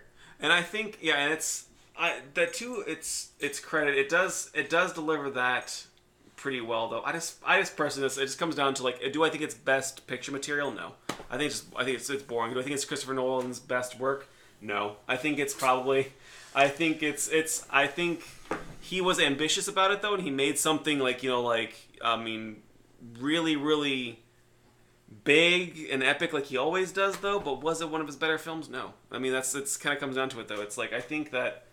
And if you ask me, Inception is probably his best film. I mean, I don't know I can't remember what other films he's done beyond that. I'm sure he has some earlier films that people will argue that are probably his better ones. But I think that Inception, for me, that was probably, like, the only one I really liked by him. Other than that, though, I've not really cared for much of anything else he's really ever done. Seems a little harsh to me. Well, I mean, when it comes to, like, my view on movies and stuff like that, though, it's like, I mean, like, if we as humans need to critique, and if we don't critique and kind of like call upon like like what we like and dislike about it though, within reason though, because I do respect that he is also a craftsman doing his own craft though. He made a bunch of movies. I didn't make a goddamn movie myself though. Who am I to fucking say from my home throne that like what's good and what's not good though? All I can do is just give him my opinion about things then, about like at least like what I feel is like like good. And I'm actually looking up to the rest of his movies, and I want to see if if it's kind of if that's. Oh, actually, okay, I digress, though. He also did Interstellar, and I thought Interstellar was... Yeah, it was... I thought Interstellar was really nice, and it was really well done, though. Albeit a bit confusing, but I think that, like, I did like Interstellar. But I did hate The Prestige. I hated that movie. Yeah, that doesn't sound like a movie I want to watch. I've heard of The Prestige a bunch of times, and I kind of know what it's about. I did like Memento. Memento was pretty good. But no, The Prestige, I remember around that time, though, it came around at the same time as The Illusionist, which stars Edward Norton. Yeah, and like so that big thing. But the thing about it was, though, like it's not about whether or not, though, like which movie necessarily was better. It's like, because I remember, like, The Prestige had Christian Bale and Hugh Jackman, and then The Prestige had, like, I think Edward Norton, I think Jessica Biel was in it. And Edward Norton, out of, like, the whole group of people, is clearly the way better actor than all of them, though. And so if it was my choice between the two movies of what I'm going to watch, though, I'm going to watch the one with Edward Norton, because he is, by and large, a far better actor than, like, all of those people.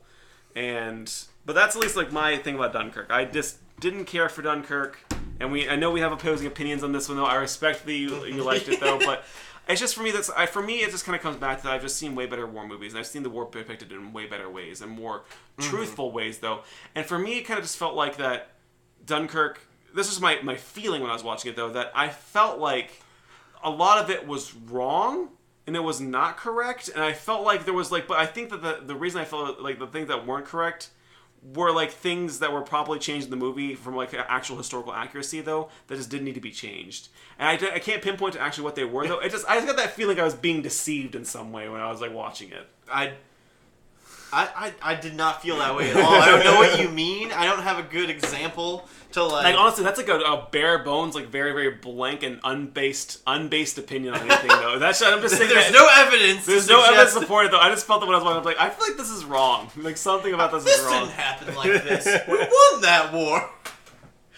Oh my god. But yeah, Dunkirk, I mean... I honestly, if we're talking about like what's going to win Best Picture at the Oscars, that one I'm counting out immediately. It's maybe what might win Best Cinematography, maybe. I mean, here's the thing about Oscars: they're very biased towards based on true events. I don't think so. Oh, they are. I think they're more biased. That was a point I was trying to make earlier. They're more biased against sci-fi movies. Yeah, granted, they're biased against it, but their bias towards something they like is a World War II movie and historical movies. Mm-hmm. And there you go, like...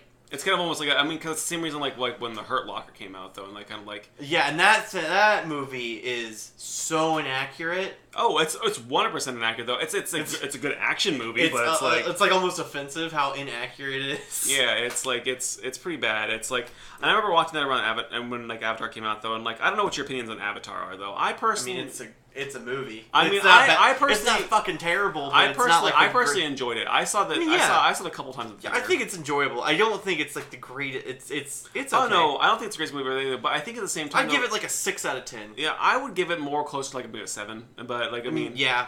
Because it's definitely watchable, it's enjoyable, and it's entertaining. It's just something to be said about like the amount of money a movie makes too. Because when you have like movies like Titanic and like James Cameron, if you think about like movies like Titanic and like Avatar and stuff like that, though, it says a lot about these movies though when they're the most movies that any movie has ever made, though. They make so much money. That's something to say about how like at least the quality is, though, because a lot of people in the Academy want to measure it based upon just like acting prowess or what's going on, though. Mm-hmm. Regardless, I mean, you still have to, when it comes down to Best Picture, though, and the whole Hurt Locker Avatar situation, Hurt Locker won, though, because it was more of a smaller movie, though, because they deemed it as a better overall film to win that year. But personally, though, I mean, if you analyze by like what had happened, I mean, it obviously is Avatar would be like the best movie considerably, though. Is it probably the best movie, compared to like a lot of different movies? Yeah, probably not, though. But to that year and that slate of stuff, though, I mean, who could make the argument, though, what is actually successful? And that's why I think that like while when I heard that Shape of Water was like actually like nominated like in a really close contention for being like Best Picture and being like that and Three Billboards being like the top two runners for like what's going to be happening though, I knew instantly though that like without I'm talking about Golden Globes. Yeah, before I'm also Golden Globes and the Oscars, but like before the Golden Globes were even presented though, I knew immediately though that Shape of Water was not going to win. It's immediately it wasn't going to win. It's too avant-garde. It's too avant-garde. It's too stylized though, and the Academy never goes for that. And that's why I think it was interesting that he at least won Best Director. And I think at the Golden Globes it makes a little bit more sense though because the Golden Globes are a little bit squirrely. Like they usually whatever happens at the Golden Globes is not necessarily. I mean, I didn't see Three Billboards. I did. It's great. But I did see Dunkirk. And I did see Shape of Water. I've seen. And I can see why they're nominated. Why they're nominated. Two, why Del Toro won. Okay. Like, which I don't disagree with though. Yeah. I think Guillermo del Toro probably. I mean, he probably is a very well guided director in that way. And I think, and I've always loved his work. Like I guarantee you that The Shape of Water, it's going to be one of those movies that we're going to see a bunch of analysis about. And there's not going to be people talking shit about it. And it's funny, lately I've been seeing, I don't know what I watched on YouTube to keep getting suggested this. Yeah. I keep seeing suggestions on analysis like of the movie The Thing. Like when I say the original movie, the John Carpenter version. The John Carpenter with version. Kurt Russell. With Kurt Russell, yeah. And then it's because we're not talking about the original movie though with fucking James Arness, like back in like yeah, but I got on I clicked something sometime and I've watched like 4 or 5 videos in this past week. You know what's the most about John Carpenter's The Thing. You probably saw this one though. You know what's the craziest one about it though is that at the end of the movie is like they say that you can't figure out who has been infected, but the actual one is you look in their eyes. It's like when there's no. That's the thing about the movie that's so crazy is that you can tell who's infected because there's no light in their eyes. I've not heard that one. I heard it's nuts. And I watched it. I was like, "Fuck! Oh my god, that's so crazy." I did hear about the breath thing, and somebody has got it on Blu-ray, and they just turned all the fucking levels up, and you can see his breath. It's just the lighting. You can't see his breath. Pretty much debunked the theory of the whole breath theory. My theory that I kind of ascribed to though is that once you stop seeing the light in their eyes, like the light kind of reflected from the natural light of the environment though. That's when you know who is and who is not and is infected, and it's nuts. And I think also the second scene that I really appreciate in The Thing is the one where that guy's tied to it and he's being shaken back and forth. And there's nothing he can do. That's honestly probably the most terrifying thing I've ever seen. One of the things that bugs me about the prequel, the newer prequel, I never saw it. You probably saw the scene. Is that there's a head moving across the ground at a guy who's tied up, and it just kind of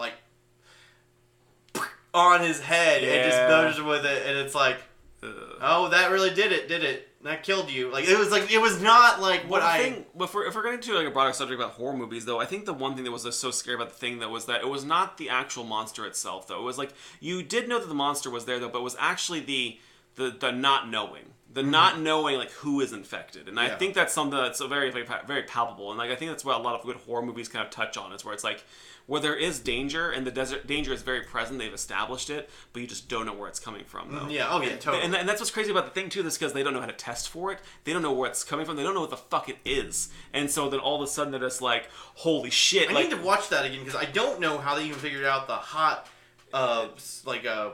wire. They heat up a paper clip and touch the blood. I'm how did they figure that one out? I think they found out because they're in the Arctic, and so I think they found out that just doesn't react to fire that well. So I think that they, from what I remember, it's been a while since I've seen it too, though. But I think it's they kind of react. It's reaction to heat. I think what it is though, and I think that when it further reacts to heat, it ends up kind of blowing up and ends up being freaking out though because it doesn't like heat, it's being in the cold and shit like that. There was a thing about clothes being a thing too. Yeah. Because it rips through clothes and so on and so forth. So it's it just doesn't like clothes being naked. Well, it's because it's when they change it, rips, it kind of tears them apart. And there's the guy that tears up the radio room. Yeah. And there's the last scene you see of him, he has a yellow shirt on, and then in the next scene he has a different shirt on. Oh, and that's because he got attacked and then he put a new shirt on and shit like that. That's fucking nuts. Yeah, and like, because that was another thing about the end is just Childs does have a different coat that he was wearing. Yeah. Before, but I gotta tell you something. It's all ruined because no matter what your theory is, there's a canon video game that tells you what happened. So exactly. But I don't know. Like, I didn't know that video game was canon, but I guess it is. Yeah, I started playing that video game at one point though. I think I had it on like the PS2, and I was like, hey, can't beat it. You know, I'm just like, I got bored. I can't beat it. I got bored. But no, but I think if we're talking about 2017 movies, I think that like.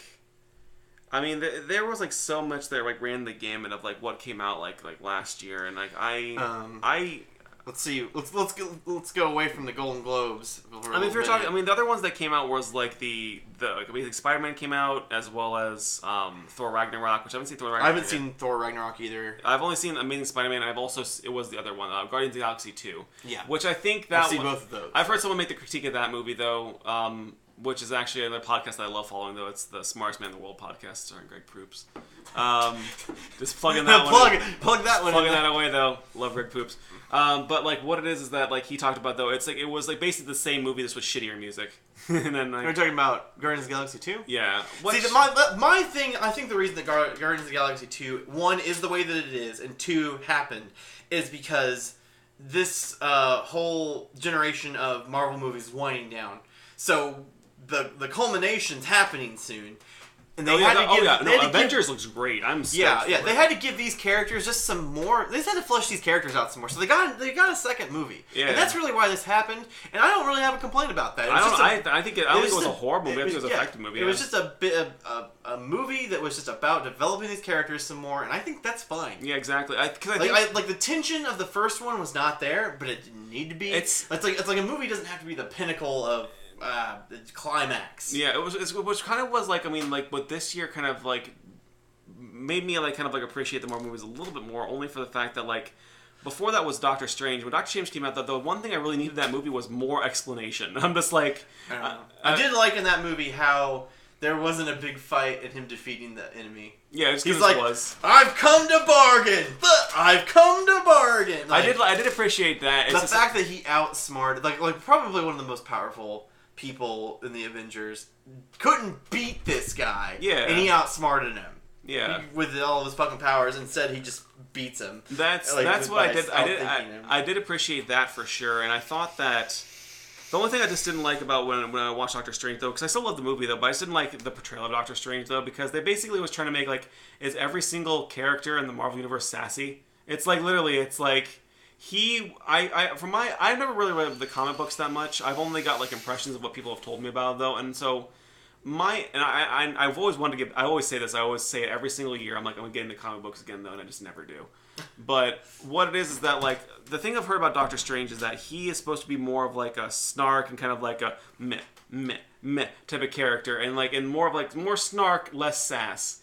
But it almost was like they made him like way too. They tried to make him too Tony Starky. Yeah, like Tony Stark and like Star-Lord. That's because Tony Stark now is getting sad. Yeah, he's getting sad. He's getting sad, Tony Stark. Yeah, I'm so sad. But no, it's like I think it is interesting to see. Well, because I mean, to talk about like Tony Stark and Robert Downey Jr. though. That is the role that saved his career. It's like I think that's why he's so indebted to playing fucking Iron Man so many times though, because the thing about like Robert Downey Jr., if you know much about him though, is that he legit was like almost dead. Like he like was like far of it though, and like I remember when I first saw the first Iron Man, I didn't really care for it. What? Yeah, I mean I thought it was interesting, but I thought at the same time though it's like I don't know. I didn't have an opinion. I liked Iron Man 2. Watching the whole. Who are you? People hate Iron Man 2. I like Iron Man 2. Anyway, the whole thing, like, I didn't form my opinion yet until the very end of the first Iron movie. Yeah. And he's like, I am Iron Man. I was like, oh, fuck, what? Yeah, I had never seen anything like that before. I was like, that's the best thing I've ever seen. Like, yeah. He did it. He said it. Yeah. It's like, of course he do it. Yeah. He did a natural thing, and it's weird that I'm so irate over somebody being doing a natural thing in a movie, and doing a thing that you probably, how many times have you just been like, just tell him who you fucking are. It doesn't fucking matter. Just fucking do it. Goddamn hero this goddamn picture. What does it fucking matter? Like, that's the way I feel too. Yeah, I feel like unless you're Spider-Man, then your girlfriend's gonna die, or your aunt, or whoever. I don't know. If you're Spider-Man, don't tell anybody. It's like, I am the Iron Man. It's like, the one thing in the original, the first Iron Man, the first Iron Man that I liked though was I liked the whole opening sequence though where he forges his own heart and stuff like that though, and the cave and shit like that though. That to me is what kind of resonated the most with me in the movie, because I thought it was okay, now I get it. This is Iron Man though. He kind of makes it. He makes it well. He fucking just does it, and it's it kind of showed his character a little bit more. Yeah. But just the rest of the movie, the reason I didn't like it is because it felt, and it was backed up by this though, it felt like it was just made up as they went. And the reason, and it was proven to be so, because Jon Favreau, who was the director of the movie though, which I have mixed feelings about him. I like Jon Favreau just enough. He and Robert Downey Jr. and Jeff Bridges were all just, and I love Jeff Bridges too. They were all just sitting in a chair writing the script while they were filming. Literally, I'm just that's bullshit. Literally, because it pisses me off for about I watched, speaking of 2017 movies though, this last week though, I watched Mother, which is I assume that you said it that way because there's an exclamation point at the end of the fucking title. Oh, I never noticed that. Yeah. I haven't seen that movie, but I won't ruin it for you too much. But it's it kind of just shocks me what gets greenlit for movies and stuff like that. Didn't that win something? No. Are you sure? I mean, hold on a second. It was filmed by Darren Aronofsky, who did Black Oh, Swan. Lady Bird is what I was thinking of. No, Mother with an exclamation point is basically that has a different actress. Well, because first I got a whole bunch. I think it didn't do so well in the beginning because I got a whole bunch of slack because it was one of those kind of weird avant-garde movies that was supposed to be I had an older man with a younger woman, which is kind of another stereotype in Hollywood they're trying to get away against from. Where they basically all just because they think it's kind of gross and I mean it's still because I think that Jennifer Lawrence is 27. I think Javier Bardem, who played the other lead in the movie though, he was they said he was in his. Well, I guess I looked it up. He was in his 40s. He was 48 or something like that though. Yeah. So it was still enough to be kind of gross. But at the same time, though, what I did not expect what the movie was going to be about, though, was what the movie was about. And it's like you watch the movie and you basically just endure it. Because it's just so much shit is happening, though. And it's one of those movies, though, where at the end it's an allegory. And so you have to find your own fucking ending in the material. Oh, God. I can see why this the thing that pissed me off about it, too, because I will admit, though, and me and Megan, we both watched it, we're just we'll admit, though, that it did its job, though. It was a very, very compelling story about how it kept you guessing, because the whole time you have no idea what the fuck is going on. And then the movie ends, and you still have no idea what the fuck is going on. And that is, a testament to the movie itself, though. But at the same time, though, it's you watch it, and you're just what did I just experience? Because, I feel all these events culminated to nothing. And I was and that's why, and I understand it because one of my favorite TV shows that I ever watched was The Prisoner. I love The Prisoner, the original Prisoner. You ever heard of The Prisoner? No, I don't know. You would love this. I mean, this is right up your alley, though. It's one of the touchstones as far as one of the original, really, really, really well-made sci-fi shows. Can I give some background on it? Does it have the guy that played? He was Ian McDowell. No, not Ian McDowell. It was named Patrick McGowan is the guy. And Patrick McGowan, he is a very, very well, a great actor. His son passed away a few years ago, but he's a great actor. He was also in Braveheart. He played Longshanks in Braveheart and stuff like that. If you probably look at some of the movies he has been in, though, you might recognize him from those. But to kind of preface though, he was kind of the British MacGyver before MacGyver, because he did a show called Danger Man, which went into a show called Secret Agent, which he worked for NATO, and he was sent in to basically go to these different countries and to help settle the peace in in these areas, but by not using weapons, but by using his wits and using his guile and stuff like that. And so what happened was wait, I'm sorry. Was that like part of a story, or did that happen? That was like just a part of the story. Okay. Of like I didn't know if this actor actually did that. No. I was like, wait a minute. Are we talking about? No, that's part of the story. But no, that was the role he did preceding this though. So it was somewhat well received in America though, but it was mostly a British staple.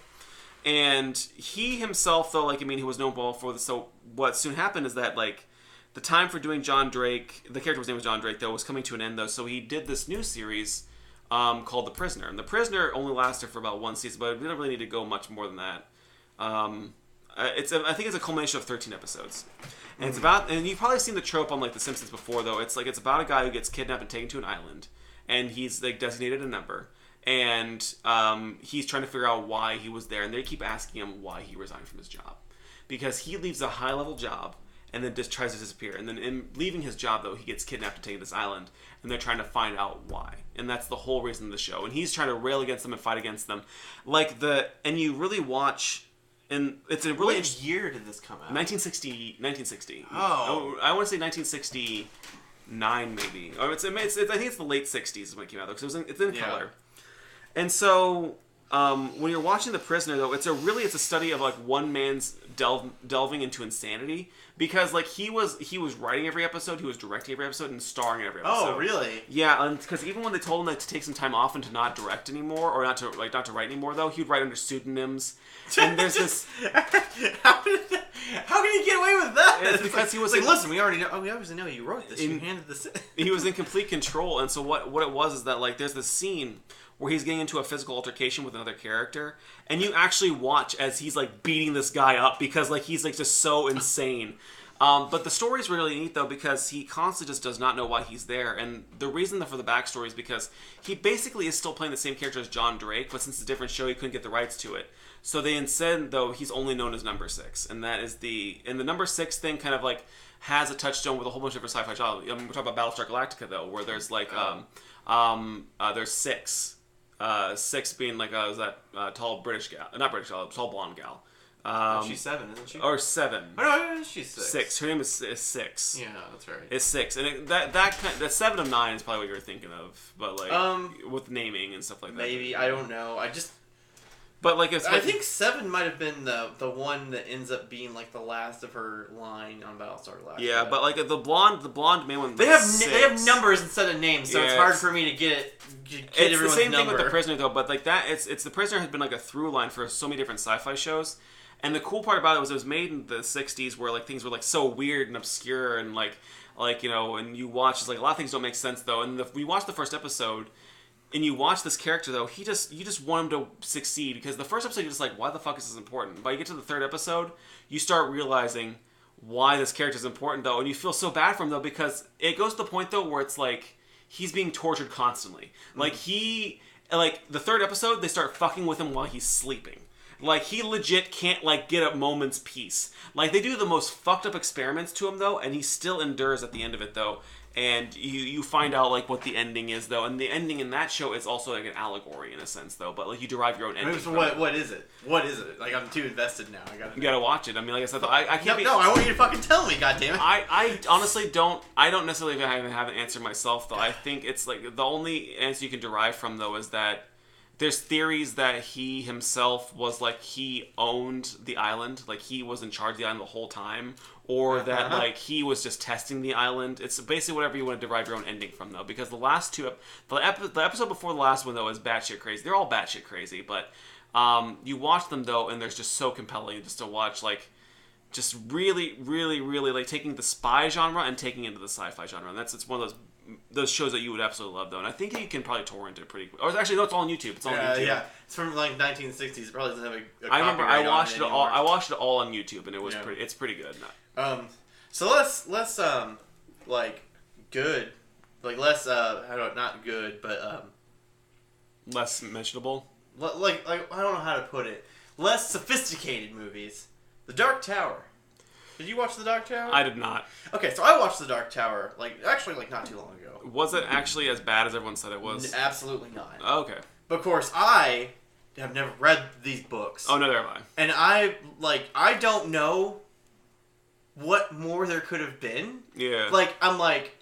I feel like this was pretty well wrapped up. Like it was like there wasn't anything like groany about like the writing was good. It was a good movie. Like it's a solid movie. It's not bad. It's not the greatest thing I've ever seen, but it was interesting and neat. And like I don't know what more people fucking wanted out of it. I think my problem with the movie with Dark Tower is that because I oftentimes try not to ascribe to a lot what reviewers say. But I think my problem was that when I saw the trailer, I basically saw the whole movie, and that's the kind of thing that kind of just sucks about it. Though is that like, I don't think you did.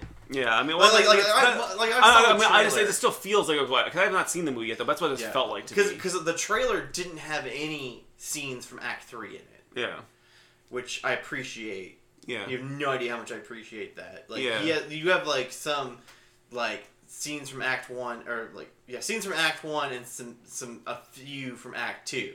But for the most part, Act 3, you don't know what's going to happen. I don't know. I didn't know what's going to happen. Like the spoiler, it ends in our world. Yeah. Like Act 3 takes place in our world. It seems like it was going to happen in this whole different world, and it doesn't. And it's just neat. It's honestly because like Stephen King's renaissance into like what's happening with his writing and stuff like that, and what's going on with everything. Because did you see It yet? Yeah, I did. Have you ever seen the original It? Yes. I love both iterations of it though. I love the original It so much though. I mean, even though it scared me the fuck out of me when I was a kid though, I still don't like clowns. I think. See, it's funny. Clowns don't scare me, but that scene in the first one where the kid gets sucked into the tube always bothered me. Oh yeah, that one. I don't even remember what this accurately looks like. Or when he kind of opens up the storm drain and stuff like that, though, and peeks his clown head out and stuff like that. Or I forget. It's not the scene where the kid gets like pulled in, like the little kid. It's like the teenager. Yeah, I know what you're talking about. Yeah, that's like that guy. I know it's like It's the bully. The bully gets like kind of like taken in, or like no, one of the bullies gets taken in there. But just to comment on that though, because I think that like I liked the new It a lot. I thought it was really great. And it was a nice contemporary take on it as well. Though I do still contend that like it's hard to follow Tim Curry's presence because I felt like that the new Pennywise maybe was not the actor was not as effective, but I think it was still fucking scary. I don't know. It's just for me. It's just kind of like I love Tim Curry's performance so much. It's just like that his performance as Pennywise in the first movie was just so startling without a whole bunch of CGI and effects and stuff like that. You kind of lose that in the new movie a little bit. But I still loved it just the same. I thought it was like. I don't know. I didn't have any complaint. I didn't have like a whole lot of complaints. That's what I'm saying. That's the only. If I was to pick like the new department, that's the only thing I could think of that was the issue. The one thing that I watched Your Movie Sucks review of it, and the one thing that I agreed with him on was like the scene where the little kid gets like pulled into the sewer at the beginning of the movie. Yeah. And like he doesn't. Oh yeah, he that doesn't one scream appropriately enough. Appropriately enough. It's like that kid would have been just like the most ungodly screams you could ever hear a kid make is probably what that would have been. But that's passable. I think for me like one of the more startling scenes in the movie was like when they're in the middle of broad daylight and being chased by that zombie monster with a fucking like giant foot and stuff like that though. And like the thing that scared me the most, that freaked me out because I don't know, I'm like 29, nothing scares me anymore. Yeah, like. The thing that creeped me out the most was the thing that the Jewish kid saw, the painted lady. Oh yeah. That was the most. Yeah. Like bring the clown back, please, that thing is creepy. I know it's like it's kind of like hard in like a lot of movies nowadays though, because especially like with the horror movie genre just so saturated that it's like it's hard to find things. Because when I saw It. We saw it as a double feature because we also saw like Annabelle Creation at the same time. Oh, what a mistake! Well, it was at the drive-in, and like the drive-in you really pick. I mean, there wasn't really good movies though, and still, I would not watch that movie. I don't even know what happens in that movie. That looks like garbage. It was pretty much garbage. Because I don't know what your opinion of The Conjuring was though, but I hated The Conjuring, so it's like it doesn't look like a movie. I've never seen it. Because it talks about like I think it has like Vera Farmiga in it, and like she's a great actress though, but like Ed and Lorraine like Warren, like it's like I just didn't care for it. You know, I didn't care for the history behind it though, because that's like I think they were like proven to be a bunch of scam artists like over and over again. And they kind of based a lot of like their movies on the exploits of these two con artists, but they're actually they treat them more like they're actually like spiritualists though, and they're truly connected. And I think there's a lot of evidence proving that they are not. but yeah, like I mean, I saw Annabelle Creation, and it was like, it was not that great. This is a little side note to talk about like some just being a fucking different person, being a somebody that is just not a part of this culture. There's this movie called Girls Trip. When me and PJ went to go see Dunkirk, this movie was in theaters, and I'm looking at the poster right now, and it's like was that the one with like Scarlett Johansson? No, it has like 4. I can't see the picture very well. It's like it has 4 black actresses in it. I can't. Let me actually just read to see who they fucking are. Is it like is Jada Pinkett Smith, Queen Latifah, Regina Hall, Tiffany Haddish. Oh yeah, Tiffany Haddish though. She actually ended up posting SNL at one point though. I mean, yeah. Like, so I mean, pretty funny. Some good actresses here, but like I had not heard of this movie at all. And when we went to go see Dunkirk, there was about 80 black women taking pictures in front of the poster for it, and I was like, holy shit, this must be like a phenomenon I'm just a white guy. I'm not in on this, and this is like. These women are having like the time of their fucking life, dog. Like clearly they're having a great time. Well, it's because I mean, like think about it in this way though. It's like if you go to the movies though, and you only see depictions of just white people all the time totally. though. It's like exactly. It's like you get to a movie though that actually I mean, if it's like accurate or not though, like, if it's more inclusive of your culture. I'm not necessarily your culture, but like I mean, basically, like if you see more people like you on the screen though, it's like more kind of like in the. It's just funny because like I didn't know it's the description here on. Am I looking at IMDb? I don't know what I'm looking at, but it says Girls Trip 2017 road movie comedy. It was like it's a road movie. It's a comedy. Yeah, it's like it's not like the thing that you'd think you'd get all your friends, but I guess it totally fucking is. Well, because it at the same time, it's man. because I mean when you take like people to the movies and stuff like that though, it's because it's a lot of those movies though, and I think to kind of talk a little more pivot about like Tyler Perry for instance though, like he is one of those people though, like kind of like it kind of like basically kind of like tries to. Showcase more of the African American experience, and so make it maybe. I have critiques about him as well. Well, like I've talked to a few of our black friends about that, and they're like, "Oh my god," about him. Yeah, but exactly. I don't know. I just thought it was interesting because it's just funny that I had not heard of this movie. Apparently, this movie's fucking blast. It had 80 people. I'm not exaggerating that number. There was like 80 women. Yeah. Out there, and I'm like. It must be a pretty funny movie. Yeah, that's all I gotta say about it. See it. You should see it. I should fucking see it. You should see Girls Trip. But like, I had not heard. I've not heard about it until I was there at the movies, and there it was, and like all these people were like in front of the fucking poster. I was like, man, maybe I should see this movie. But yeah, kind of on the Tyler Perry thing. Diverging again to 2017 movies. Yeah, but I mean, I think it's mentioned very notable. Tyler Perry is not the greatest dude. Like there's a guy who does movie analysis videos. His name is Nick Fears. Yeah. And he has like an hour and 20-minute video. It might be. No, it's only 45 minutes. I'm exaggerating about Tyler Perry movies. And he's like how Medea's like basically the earnest of like now. Well, it's like a real like Artor theory analysis of Tyler Perry. Yeah. And how what is he trying to say? Because he's clearly saying something. And he definitely has like out of like movie makers, he has like a lot of like stylization and methodology. Like he has like all this stuff, and he's like, what is he trying to say? I don't know what he's trying to say. Like, it seems like he doesn't even like movies. And he, like, tears apart every kind of genre of movie into, like, a garbage comedy film. That's very true, though. But I think there's a couple movies I know that he has done, though, which were supposed to be, like, more like dramas and stuff like that. Then it's supposed to be less, like... I can tell you about some of those because I've seen them. Oh, you actually have seen them? I've seen Diary of a Mad Black Woman. It's an insane movie.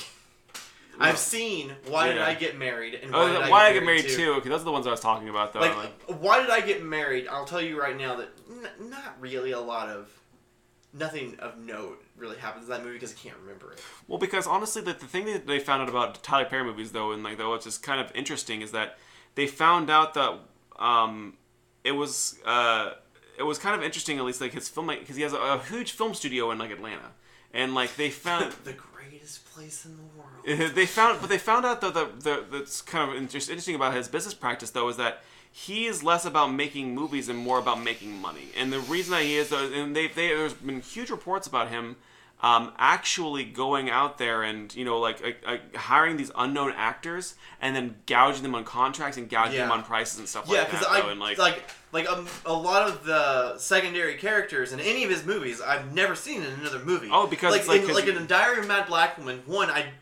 I don't think the actor that played the quote male lead, I should call him the male love interest. Yeah, because there's an antagonistical male lead that you could argue is the male lead. The guy who played the fucking UPS truck driver or U-Haul driver, the U-Haul driver. I don't think I've seen him in another movie. Yeah, I mean that's the thing is that these actors you don't see them again though. It's because they get gouged on these contracts though, and I think it's because it's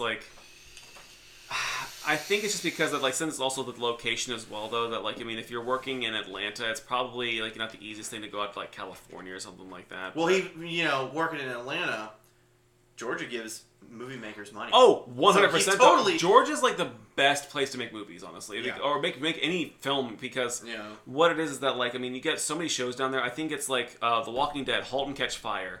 Every single show and movie, if they get to film in Georgia, they will film in Georgia. It's Georgia. Exactly. Georgia. Oh, I'm sure Ray was filmed in Georgia as well, probably. Like the movie Ray.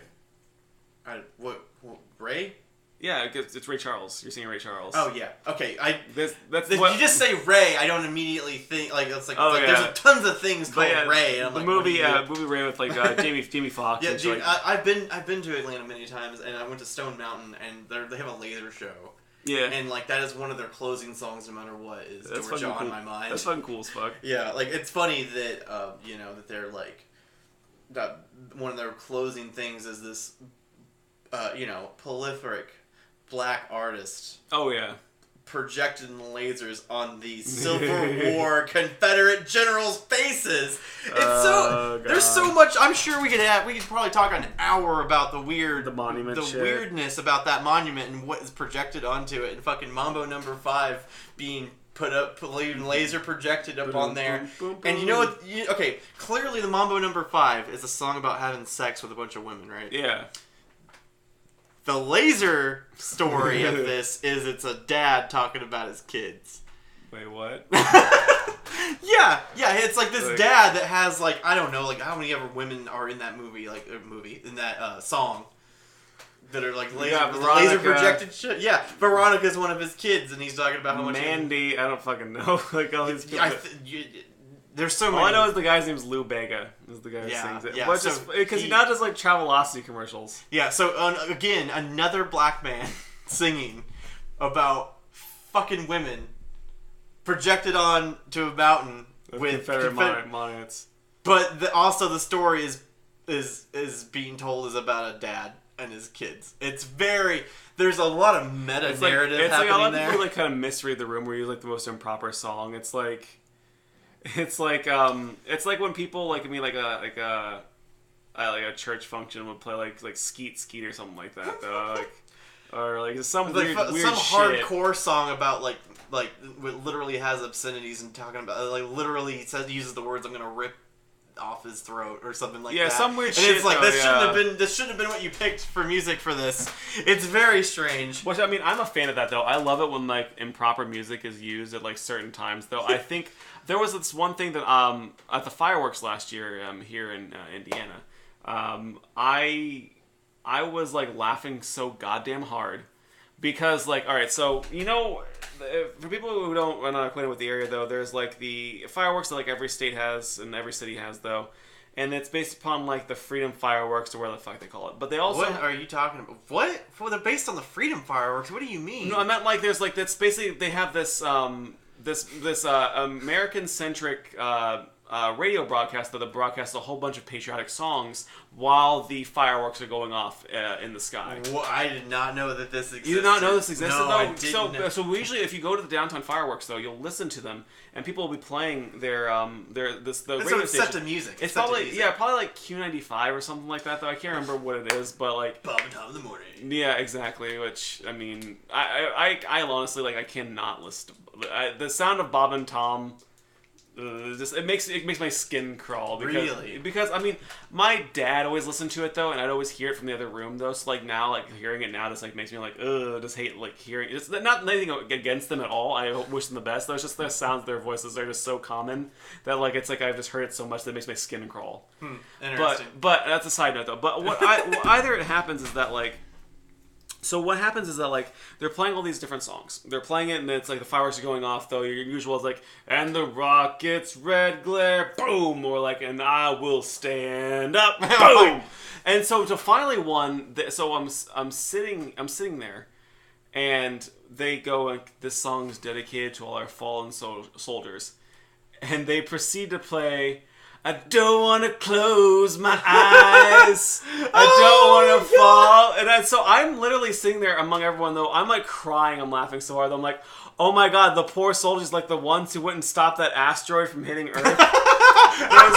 those poor soldiers. I mean, oh God. It's also just like that poor Bruce It's also Willis. like if you don't look at the Armageddon. I was hyperventilating. If you don't look at the Armageddon thing of that, like it's like a romance song. Yeah, exactly. It's totally like not referential. But it's dedicated to all of our fallen soldiers. Exactly. Every single one that we shot in that fucking rocket. Take the asteroid. There's probably a Green Day song that would have been more appropriate there. Oh, they probably played it. I mean, I'm just saying. I'm sure they played all the Green Day shit. An anti like establishment band, punk band like Green Day probably has something more honorific of soul. Like, no. I guarantee you it does. What's your opinion on Green Day? Do you like Green Day? I don't particularly care for his voice, but they're not a bad. They're not. I don't think they're bad. I think they're effective. They're kind of good when they're paired with other bands, and they have like projects that they work on together. My opinion of it was the fact that like I mean, so like I remember I listened to Green Day when I was a kid, and I listened to like Dookie and like I mean like the original shit. My first Green Day song was Minority, and I still really like that. Yeah. Like I love Brain Stew. I think it's a great song though. But as soon as they entered in that whole like kind of like the eyeliner phase, like basically when they kind of pivoted into that though, the American Idiot phase though, it was kind of like I mean like I was like all right, I'm kind of done. I can't really handle this. And nothing against them. If people like it, they can have it. The subject matter doesn't get me. It's just the style of vocalization kind of. Yeah, I mean it was just I kind of felt like more too mass produced, and I kind of felt like too like kind of like ununique, and like I mean yeah. And I remember I was watching like I mean so they've been around long enough that they're now been inducted to the Rock and Roll Hall of Fame, and to be inducted to the Rock and Roll Hall of Fame though you have to be active for at least 25 years. So if you want to feel old. It be at least 25 years ago, Green Day first started doing music. I mean, I remember being in at least middle school, it might have been elementary school, and Green Day was on the commercials. Yeah, and Green Day was on commercials. The Time of Your Life song was basically it was that song. Everyone had that song, and it was like some kind of like because from where I'm from, we got TV from Indianapolis and Louisville. Yeah, we were kind of in the middle there. Yeah, and it was like a Louisville channel had like some kind of like.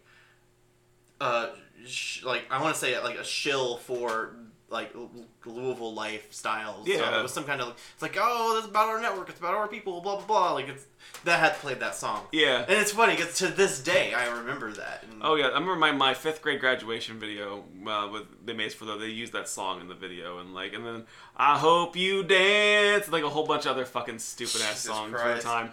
But like I remember what was that one Green Day song that was about Wake Me Up When September Ends? It was about fucking like war. Yeah, like about the Iraq war. I remember being at homecoming and like having a date, and that's the like first like song that we like kissed to. It was like so cringy God, and so weird. And it was just because it wasn't like because it was like appropriate. It's just like.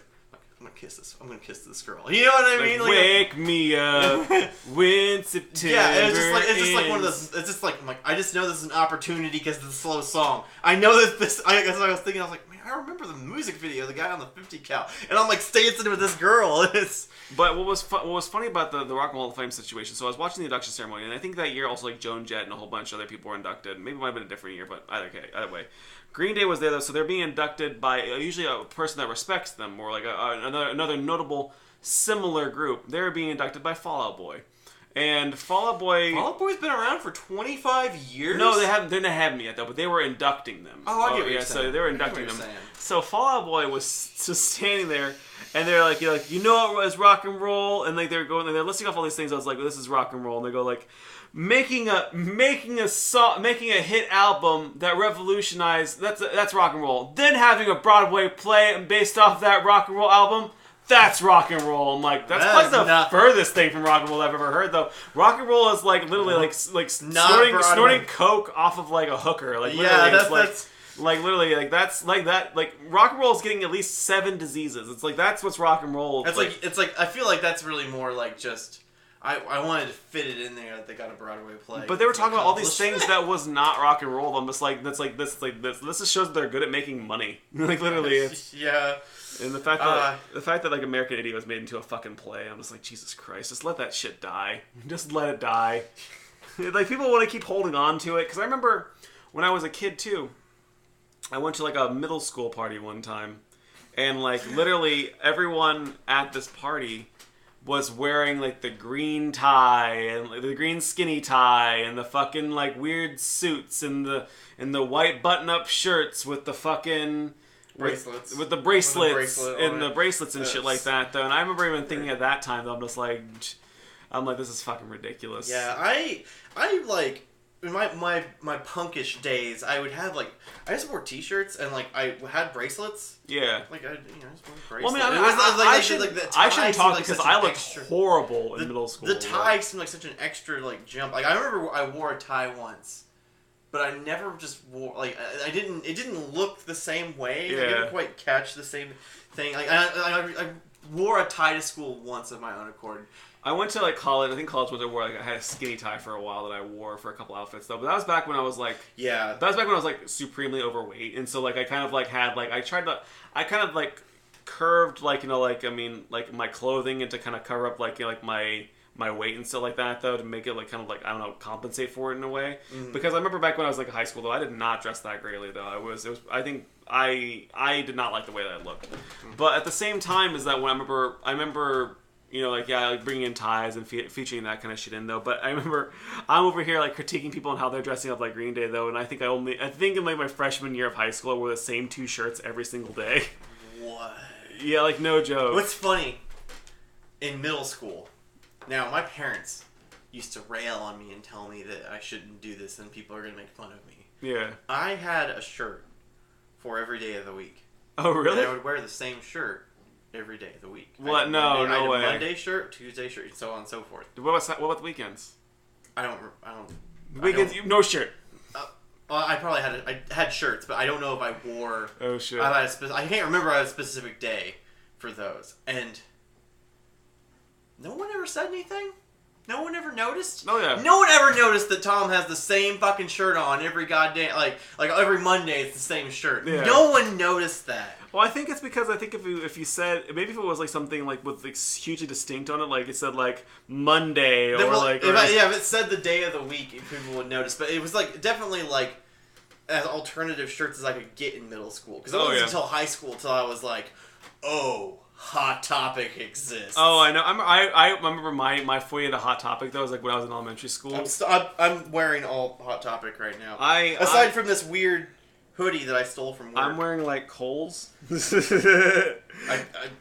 never gonna get over it. Yeah. Like I gotta tell you right now, I'm never not gonna drop Hot Topic. Well, remember what happened when I was like when I was a kid, Hot Topic was only in Terre Haute. It was only over like you could only go to Terre Haute. Where are you from? I'm from Indianapolis area. They didn't have one when I was a kid. I can't believe that Terre Haute had something that... I was next to the Greenwood Park Mall. I lived in Greenwood next to the Greenwood Park Mall, and so, like, legitimately, though, there was not a Hot Topic, so we had to drive to Terre Haute to go get the Hot Topic that was there. And I went there, and I bought the ball chain necklaces, the 90s ball chain necklaces. Yeah. And I had 3 of them, and I wore them, like, every day to elementary school. You wore 3 of them? Yeah, they were heavy as fuck, too. I had 1. I had 3. And I didn't wear it every day. I wore it every day. 3. I always, like... Third grade. Third grade, say I had 1. Like, I think, like, somebody that worked for my mom that was, like, a teenager gave me 1. And it was huge. And I always just, like, wrapped it around my fist. And I was like, if I hit somebody with this, I'd fucking ruin their life. Luckily, I never did that because I probably would have gotten in big trouble if I hit somebody. And I thought I was, like, cool as fuck. I'm like, I went to Hot Topic. It was out of town. Fucking got these ball chain necklaces. I'm gonna be hot as fuck. I got my hair shaved to a buzz cut. I'm wearing a Casper t-shirt. We are solid elementary school. What? Here this we go. Is what you look That's like. what I looked like. A very strange ensemble. Oh, yeah. It was pretty strange indeed, though. And, like, I remember... Yeah, because I remember that in general, those, like, just fucking... That fucking ball chain necklace, and I remember just wearing every single day, and then finally being like, you know what, my neck is heavy. I'm gonna probably stop wearing this now. Mm. Oh my god. But anyway, that huge tangent we just went on. Yeah. I don't know if there's anything else to really touch on movies. I mean, there's tons of more movies to talk about. There isn't, but there is a story that I will make of note, which kind of should like finalize. It's kind of like a more like localized story, so. We were talking on, like, I think it was on Facebook or something like that. Not you and me, though, but, like, with the group of friends that we talked to on Facebook and stuff like that. And I noticed that, like, someone was talking about how they met, like, you know, like, it was May. She met, like, Linda Hamilton from, like, Terminator and stuff like that. I went back and I thought about myself, though, like, I mean, what celebrities I've met in my life. And, like, I've not really met any beyond, like, some politicians beyond, like, when I worked at, like, the State House and shit like that, though. And, which that's a form of a celebrity that I don't even necessarily count though. But I never really met any like really like sincere celebrities though until I remembered the story. When I was a kid, I don't know if you remember it though, because you lived out of Indianapolis though. But do you remember Planet Hollywood? I mean, there's still Planet Hollywood. Yeah. Yeah, but do you remember like the whole like the big ado about Planet Hollywood and shit? Like, okay, really. Well, when I was a kid. My mom, I don't know if my dad was there though, but me, my mom, and my sister, we went over to the opening of Planet Hollywood in Indianapolis. Is there still a Planet Hollywood? This is the story I'm going to get to. Okay. This will blow your mind. So did you burn down the Planet Hollywood? No, I didn't burn it down. But so when I was there though, I was a kid, so I was in elementary school, probably before elementary school though. So I was really obsessed with Garfield. Like Garfield was there, and so like they had this whole runway of like stars that coming to promote the Planet Hollywood though, because stars bought into this scam to like scam money. It's supposed to be like Hard Rock for movies and shit. And so Garfield came, and I was like, oh my god, I'm losing my fucking mind. But then after about Garfield or Jim Davis? Garfield the cat, like actual Garfield the cat. And then after Garfield came Chris Farley and Phil Hartman. They both together. I mean, they both came together, and I thought I imagined this for the longest time. But my sister, she has 2 hats that are signed by Chris Farley and Phil Hartman. Oh, those are worth so much money. And I think it's like Chris Farley. I think Chris Farley was like around when Beverly Hills Ninja came out, and he was doing karate and like being all crazy. And I'm probably pretty sure it's right before he died too. But the crazy thing about the story though, so I was talking about this with a couple people. So I always wonder, I wonder where that was, because I never knew where the Planet Hollywood was. I just knew Is it where, let me guess where it was. Is it where Hamburger in Paradise is? No, this is where it was, though. So I looked up and it said, I looked up on Wikipedia. On Wikipedia, it actually listed where it was in Indianapolis, though. And it says on Illinois Street, and it's straight in downtown. I read another blip from the Wikipedia page, though, that said that, like, well, since Planet Hollywood wasn't doing so well, though, they bought another restaurant. Okay. Another restaurant they bought was Buca di Beppo. And so, like, they bought Buca di Beppo, and, like, for the longest time, though, I'm like, no. So I went and looked it up, and Buca di Beppo is the same building as where the Planet Hollywood was. And I've been to that Buca di Beppo. I've been there before and stuff like that, though, and I didn't make the connection until, like, just a moment ago, like, just a couple days ago, though, that was where I met Chris Farley when I was, like, literally, like, 5 years old. But that's my story, and I'm sticking to it. But yeah, I kind of agree. It's like, I mean, there's not much else with 2017. There's plenty, but there's plenty. But movie talk usually lasts an hour. We're on our second hour. I don't know about shows. The only show that I really want to talk about, that just to fit it in here, because I feel like it needs to be mentioned for 2017. Okay. But yeah, what do you want to talk about with shows? Yeah. It's my pick of the year for anime pick of the year 2017 is Inuyashiki. If you can read that, I'm pretty sure that's... Inuyashiki, yeah. Yeah, and okay, so it's pretty fucking wild. It's a pretty wild show.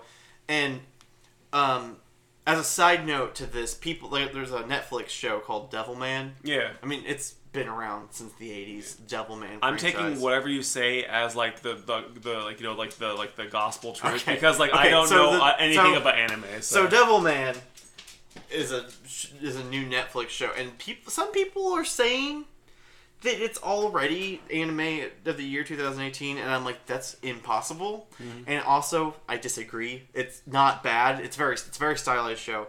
But this show that I'm talking about, this didn't come out until October of 2017. Okay. And it finished in December. Okay. So it how can you possibly say that? That the show that the anime of 2018, the best anime is in the first month. Oh boy. It can't be. It's probably not going to be. And two, I have to imagine that a sequel series has to be something better than that. It's not terrible. I'm not saying that Devilman is terrible. I just don't think it's gonna.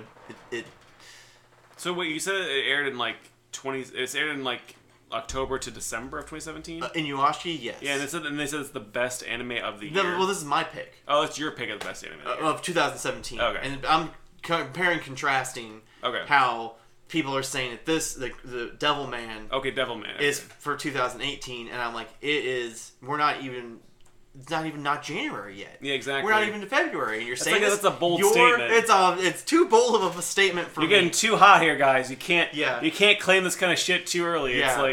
Anyway, back to best film of the year. Yeah, but back to Inuyashiki. It's insane. Yeah. It is. Let me illustrate you the first episode of this, because it's the best way to really get into it. Because there's only 11 episodes in this whole series. There's not going to be season 2. Mm-hmm. It's done. The story's done telling. So right one, it's immediately nice and compartmentalized, and you know. So this dude, he's an old guy. Yeah.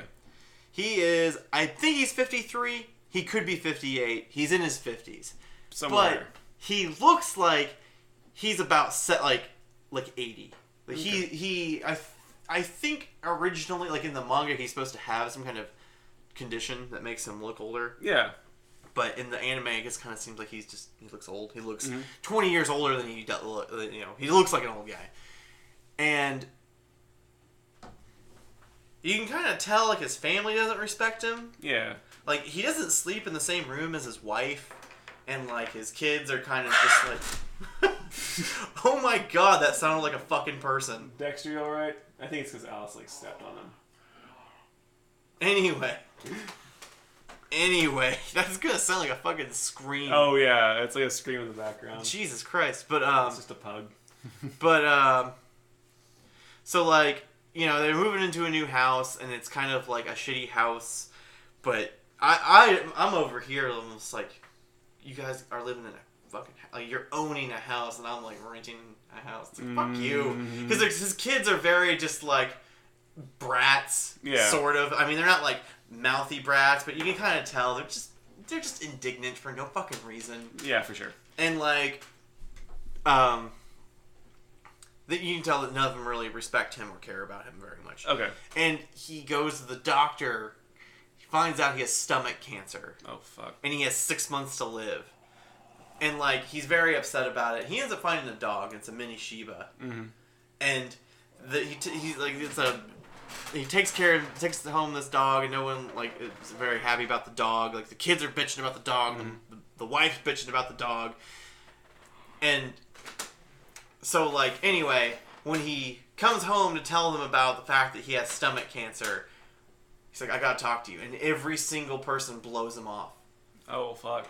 About he's trying to tell him that he has stomach cancer, and no one wants to listen to him. Shit. No one knows. His wife immediately starts yelling at him to take the dog out. And he's like, okay.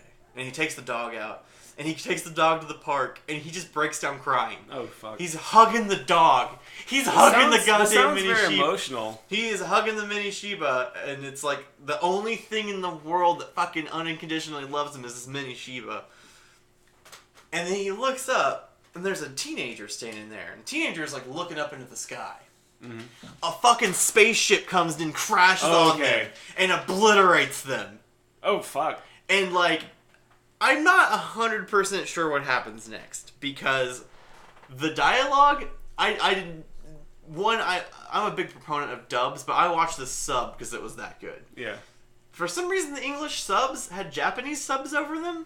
That's weird. Because I think that these aliens might have been speaking a different language than Japanese. Yeah. So it was also had to compete with, like, the Japanese dubbing or subbing of it. So I don't really know what happened. But the old man, his name is Inuyashiki, by the way. Yeah. Gets rebuilt into a robot. Nice. Like a cyborg, sort of, but he's not really like a Mega cyborg. Man. He's more of a robot with, like, he doesn't have, like, his real human skin anymore. Yeah. But it's all, like... At first, he doesn't even know that he's a robot. Yeah, yeah. And he's like, oh, that happened. Like, he wakes up in the park the next morning. And, like, he basically is fucking cured. And, And then he wakes up and he's just, like, then he has, like, mech powers. And he's gonna just start, like... Yeah, well, it isn't really, like, he doesn't immediately notice. Oh, okay. Like... Just all of a sudden, his like he can do like fucking Inspector Gadget and be like go magic fist. Okay, so about that, the first time that he tries to fly, because he figures out that he can fly, but he doesn't know how to do it. He can like hear stuff since he has like hypersonic hearing now, and he can hear people in trouble, and he's like he can. So imagine you can hear these people suffering far away, and you're like, I gotta do something about this. Yeah. He's like trying so hard to activate this, and he doesn't know how to do it. And he's standing in the park with his shirt off. Yeah. And he starts seeing... As one does. This takes his shirt off in a park. Well, he knows that the things that make him fly come out his back. Oh, it's in his back. Okay. So he knows that it's going to rip his shirt off, so he takes his shirt off. Yeah, so he doesn't rip his shirt. You gotta save that shirt. Yeah, and like so, does he have like a shirt pocket that he could like carry? No, he just kind of folded it and put it back there so he can come back to it. Okay, so I assuming that he just didn't like leave it somewhere he couldn't find it. He just like he actually took care to be like, all right, I will remember to come back and get this shit. Yeah. So he just has like shirts like stashed all over the city. The thing that he does to get himself to fly is he starts singing the theme to Astro Boy. Oh, okay. And he's like, it's funny because I've never really I don't know what it is, but it's so ubiquitous that I know instantly what he's singing. He's like trying so hard and he just takes off. Nice. And he's like, I did it! And like, it's so like weirdly emotional. Yeah. Because it ingrains that the show is called Inuyashiki, The Last Hero. Oh fuck. And so this guy is the last hero. It's so ingrained in his nature to do this. He has never had the opportunity before. Yeah. And I feel like that point at which he's singing this song is like, this guy, he's like singing like the version that's of this show when it's black and white. When this was like, like when he was like a kid, he watched this. Yeah. And he's so like, it affected him and he looked up to it and that's why he's singing this. Yeah. And I'm like, I don't know. I think the way that this show characterizes him, being the type of person that like can't help himself. Yeah, he's got to do it. It's in his nature. Mm-hmm. He is great. It's wonderful, and of course, the other kid in the park is his complete opposite. He must die. It's the antithesis of Inuyashiki. Like he becomes completely in not just the opposite. Yeah. And the whole series is kind of like about different relationships and how that how you function and how you function with the person that's opposite of you and how you can change from that, because I feel like there's some changing that happens in it, and I don't want to spoil too much of it because it's so good. Yeah, it sounds super awesome. Yeah, I would say I cried like 3 times watching it. Oh yeah, if it's cry worthy, then it's mentionable. I teared up in the first fucking episode because I'm like him hugging that dog. Yeah. And like after seeing that, I'm like, how the fuck do you act this way to people? Yeah.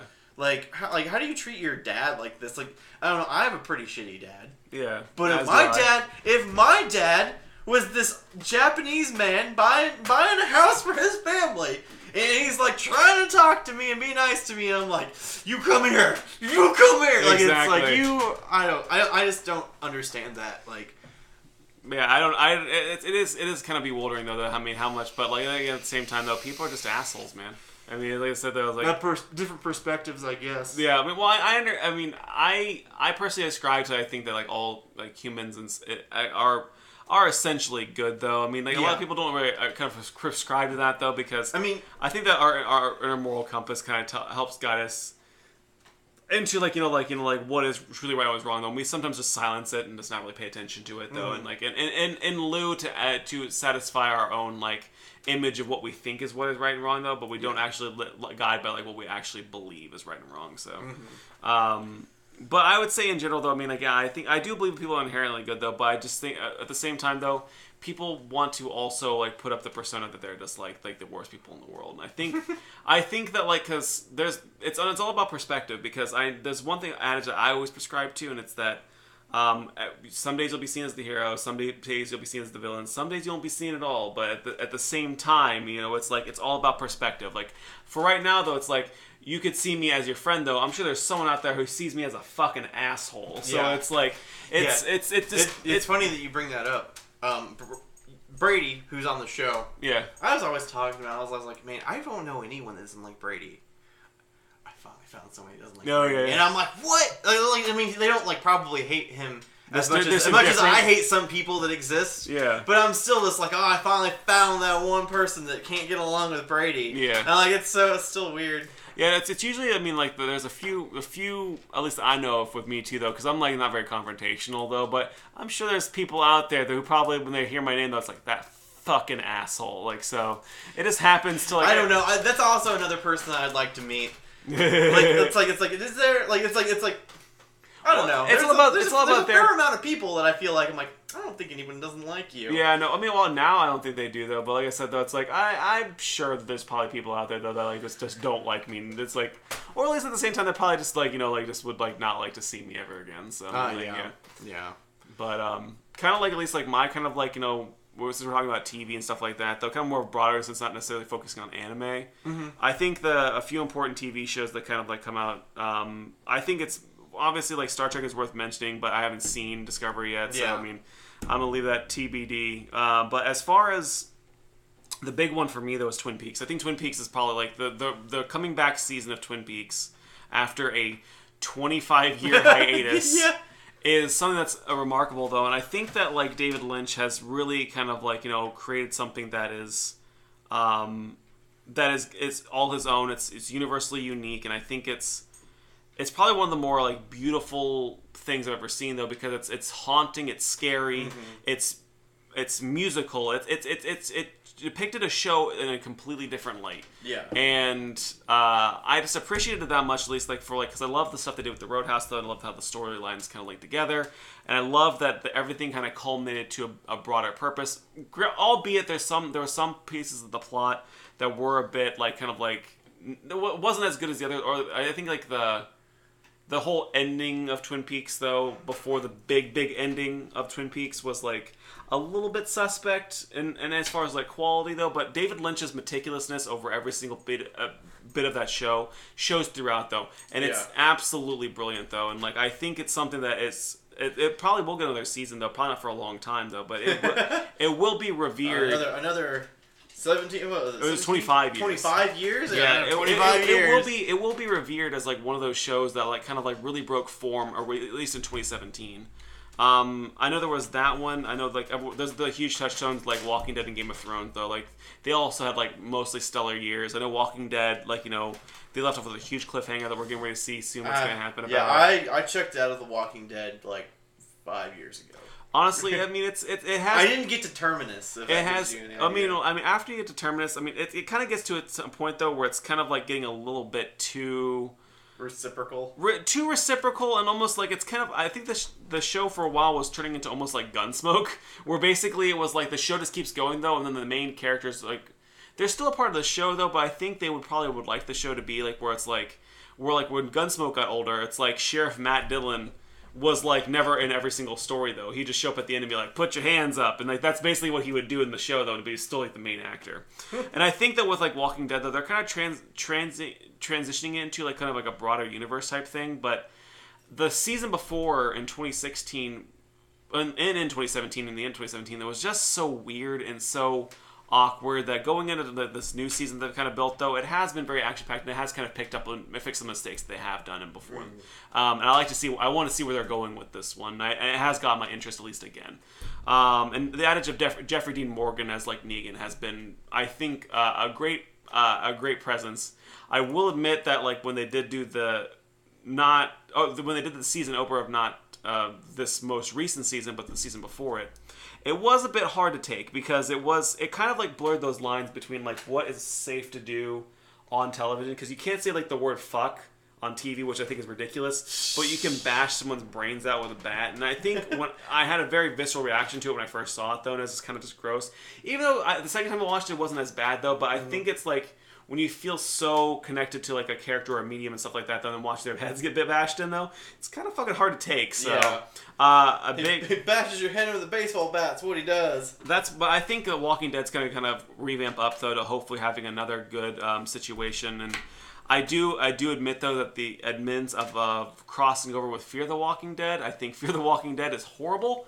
I think that like it had some good ideas. Like we tried to watch that. We tried to watch Fear the Walking Dead, right? And like the thing is that it went from 0 to Walking Dead too quick. Oh yeah, I was like, I'm ready to see how civilization dilapidates. I love Ruben Blades, the guy who plays like the older gentleman though, who was like his storyline is so fucking cool, and they mismanage it. And like that's what they do with all these characters though. And the show finally got cool a little bit in season 2. They were dealing with the cartels. They were in Tijuana.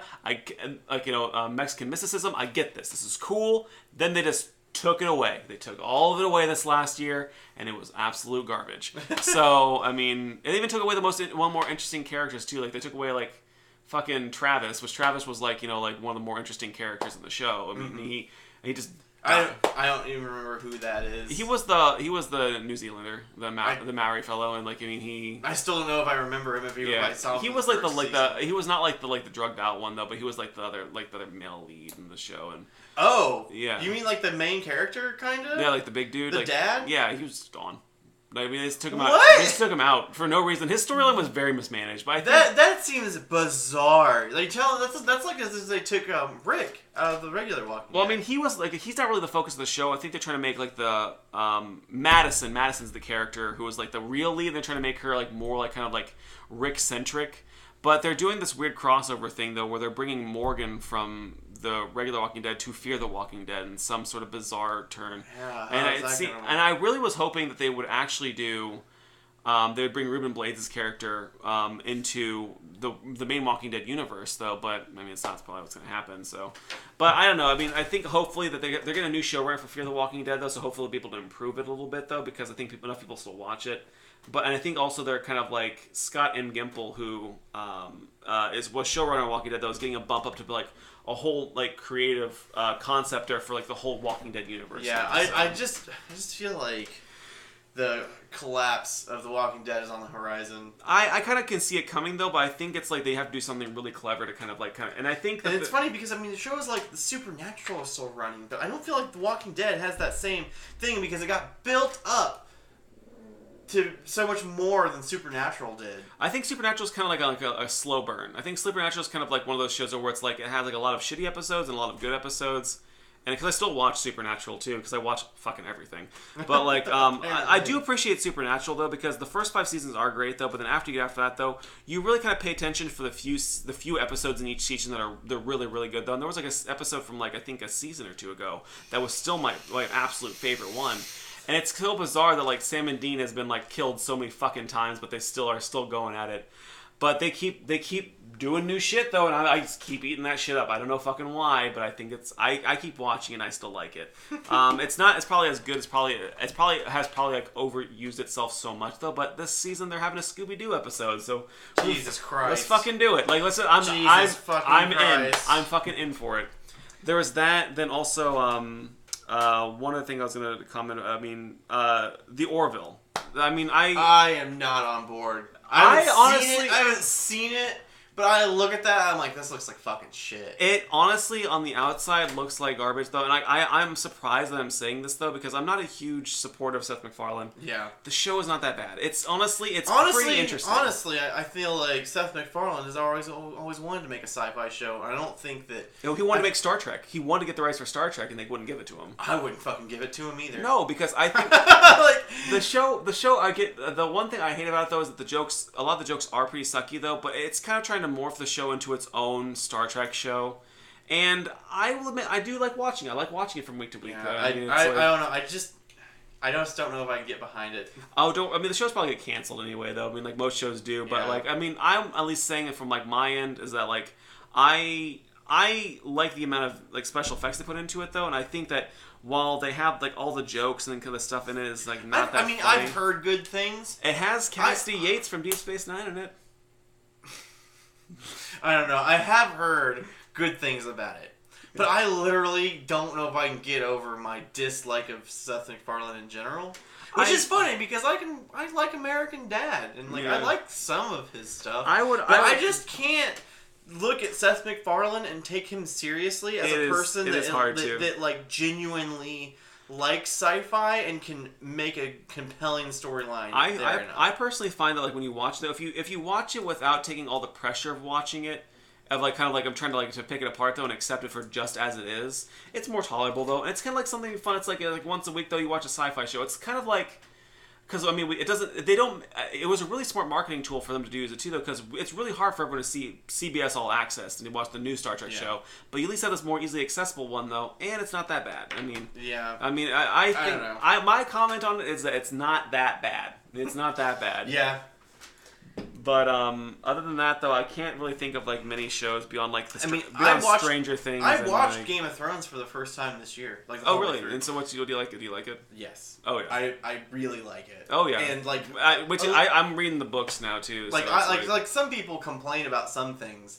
And I'm just like, I'm not on board with it. The one thing I'm just like super into it. Like the one thing that I will stand the test of time that people have to take a step back from Game of Thrones, though, whatever your critique are from it, though, it is one of the biggest ambitious projects in television that's ever been done, though, and the level of detail in the story as well as the CGI is unprecedented, though. It's almost up there with like Lord of the Rings, though. I mean, they even talk about episodes recently that they've come out with, though, that they've spent so much money on, though, that are crazy awesome to watch. And they're so stunning. They're so compelling, and it's one of those shows that it's like that once it's been made, the world's gonna be different after it's been done, and so crap. I completely lost my train of thought there. I know we're getting pretty tired. It's getting pretty late. No, actually, dude, I woke up at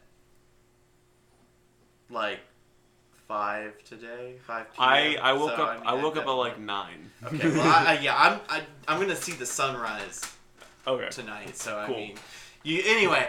Oh yeah, I remember what I was gonna bring up. It was the what is his fucking name? the guy that has like a golden hand. Why can't I remember? Like, I can't remember any of the characters at this moment. And what show is this? Game of Thrones. Fucking Jamie. Jamie Lannister, yeah. So Jamie Lannister, and you also mentioned Stranger Things a minute ago. The character in that has like the baseball bat. Steve. I know it instantly. Yeah. Yeah. Fucking love Steve. So here's the thing. Jamie Lannister, Steve, on this other show, Attack on Titan. Have you seen Attack on Titan? I know. I've not seen Attack on Titan. Okay, so there's a character named Gene. Yeah. Gene, Jamie Lannister, Steve, all belong to this club. They look, yeah. I fucking can't wait for them to die. Oh, really? And then they end up being the best thing about the show. Okay. Like Jamie Lannister in the beginning of Game of Thrones is such a piece of fucking shit, and I fucking hate it. Like I didn't like. How him. far in Game of Thrones are you, by the way? Huh? How far? I watched the newest season. And then went back and started it because I had not seen anything before that last season. Okay. So you've seen everything, though. I've seen everything. I'm completely caught up. And like, I didn't like Jamie. And I feel like by this point in the series, he's a wonderful character. Honestly, the thing that people comment most about the books, though, is that like they say that like honestly the favorite character is Jamie out of all the books, and like they think that like It's because like his storyline is just so compelling about like what's going on between. He like, has the most development. Oh yeah. He develops a lot. And I think it goes like it's like Jamie then like John and Tyrion or something like that. Oh yeah. Like the like they're all like everyone. All the characters are really compelling in that show, but also like in Stranger Things too. Like I didn't like Steve the first season. I wanted him to fucking love Steve now.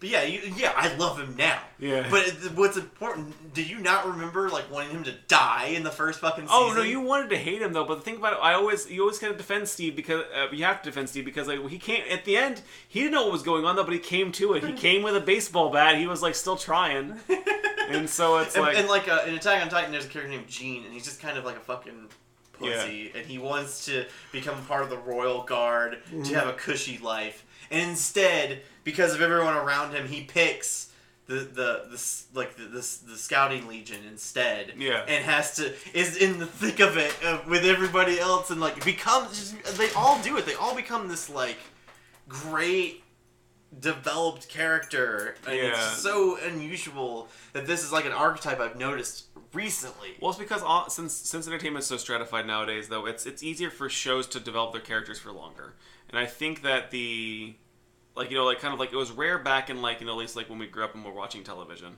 because I mean a lot of times though shows wouldn't be bankable. That's why a lot of times though people hold a lot of like a candle for a lot of syndicated television, like Star Trek and Xena Warrior Princess and Hercules and Sliders and a whole bunch of these different shows though. Ooh, you totally made me reminded me of something. Yeah, but the thing about my point was that like those were shows where it's like the shows were already getting made and that they were selling them to different stations individually though, and they weren't beholden to a network to produce them. And those are the kind of what more the touchstones are being held to nowadays, though, for more creative writing. And I think it's just now that since entertainment's so stratified, though, they don't have to worry about being picked up for a season anymore, though. I mean, a lot of shows get canceled nowadays, though, but they have to do really, really poorly now, though. And there's more of a chance, though, that a show could do horrible in the first season and still come back for a second season. So, which has been unprecedented at any time until this point now in our history with television, and which is really interesting. So speaking of like old shows, you mentioned Sliders, and it reminded me of of shows I watched during that time period. Do you remember a show called Cleopatra 2525?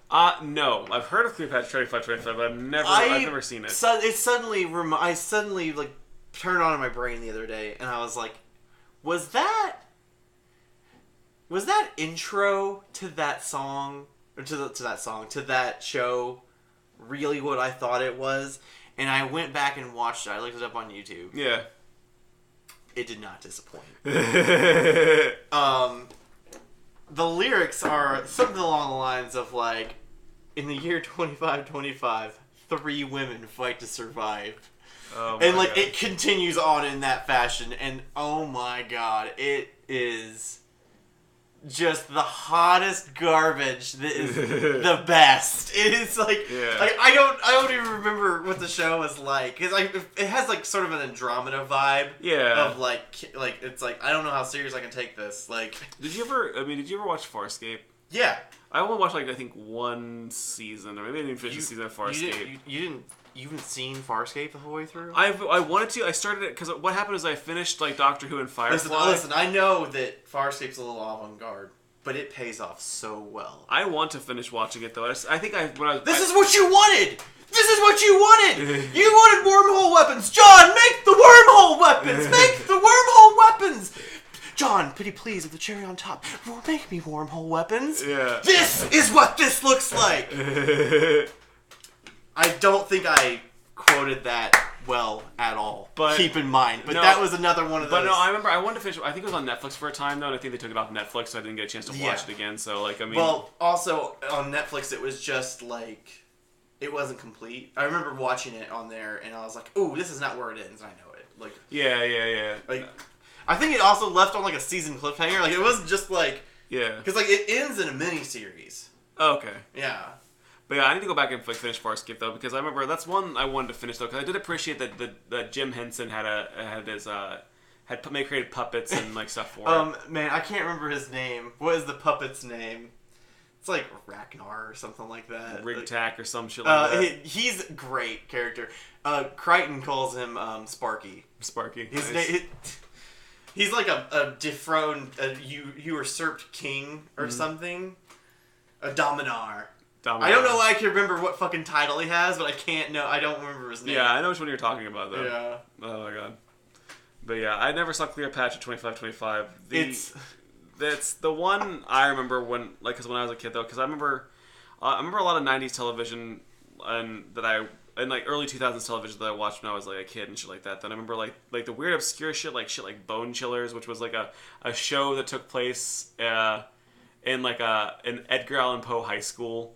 And, like, there's this one episode where, like, they eat cookies, and inside the cookies are, like, worms, and they have to, like, eat mustard to get the worms out of them. Because, like, it was so gross, too, though, because they would eat the cookies, though, and they'd squirt mustard in their mouths, and you watch these giant grubs, like, come... This is for children. What? You watch these giant grubs come out of their mouths. What do you mean? Yeah. What do you mean? Is the mustard, like, a catalyzing agent to make the grub get big? Yeah. And that's how they got them out. But why'd they do it? Just because, like, someone... why they make the grubs, or why the way that you spun that made it sound like they were intentionally trying to get the grubs to come out of their mouths. They wanted to, yeah. Like they got the cookies and ate the cookies, knowing there was going to be giant. And the grubs would take over the people, and then they would have to like eat the mustard to get the grubs out of them. So it was not intentional to get the grubs in them. No, it was the people weren't intentionally the lunch eating lady. The lunch lady okay. was making these cookies, but she was a grub person. Okay. And she was making grubs in these cookies. What channel? What network was this on? I want to say it was probably on like one of those like Saturday morning TV show channels. Bone Chillers. It was called Bone Chillers. I've never heard of this. It didn't last long. It was like that, and like I remember like Beetleborgs and shit like that though. Beetleborgs, I vaguely remember that. I was Power Rangers and shit. I was into VR Troopers. No idea what the fuck that is. It was like Power Rangers. That's what Beetleborgs was like for me. It was like just like yeah. I don't think I watched Beetleborgs, but I watched VR Troopers, and I didn't like. Well, but the thing about Beetleborgs is it's so preposterous. It was like 3 kids and a haunted house with a ghost, and a werewolf, and a mummy, and it's like apparently Bone Chillers was a book series. Yeah, and then they kind of based it off of that, and it was weird. But that, and then I also like I remember watching Big Wolf on Campus whenever like I got like a little bit older. Shit like that though, because they had like a lot of like cameos and like movie references and shit that I understood.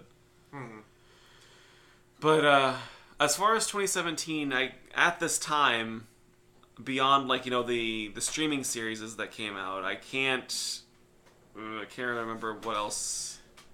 We've been slowly watching Lucifer, but I'm pretty sure that came out in 2016, 2015. It might have come out in 2015.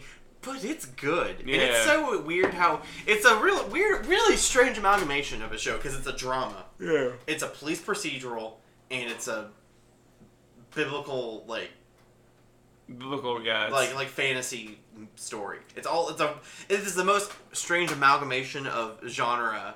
It's like almost like it's like the same... And it's on a major network. Yeah. That's insane. That it's so weird. Yeah, I mean, sometimes major networks have like these shows that just like kind of just like they just take chances on them and they end up just doing so well. It's like and like it has a lot of good actors in it. Like I've never seen these people in anything else, but they're doing a great job. The things that we forget oftentimes is that there's like, I mean, we were ragging on CBS and like a long time ago, but like CBS is still they originally had Twin Peaks on there.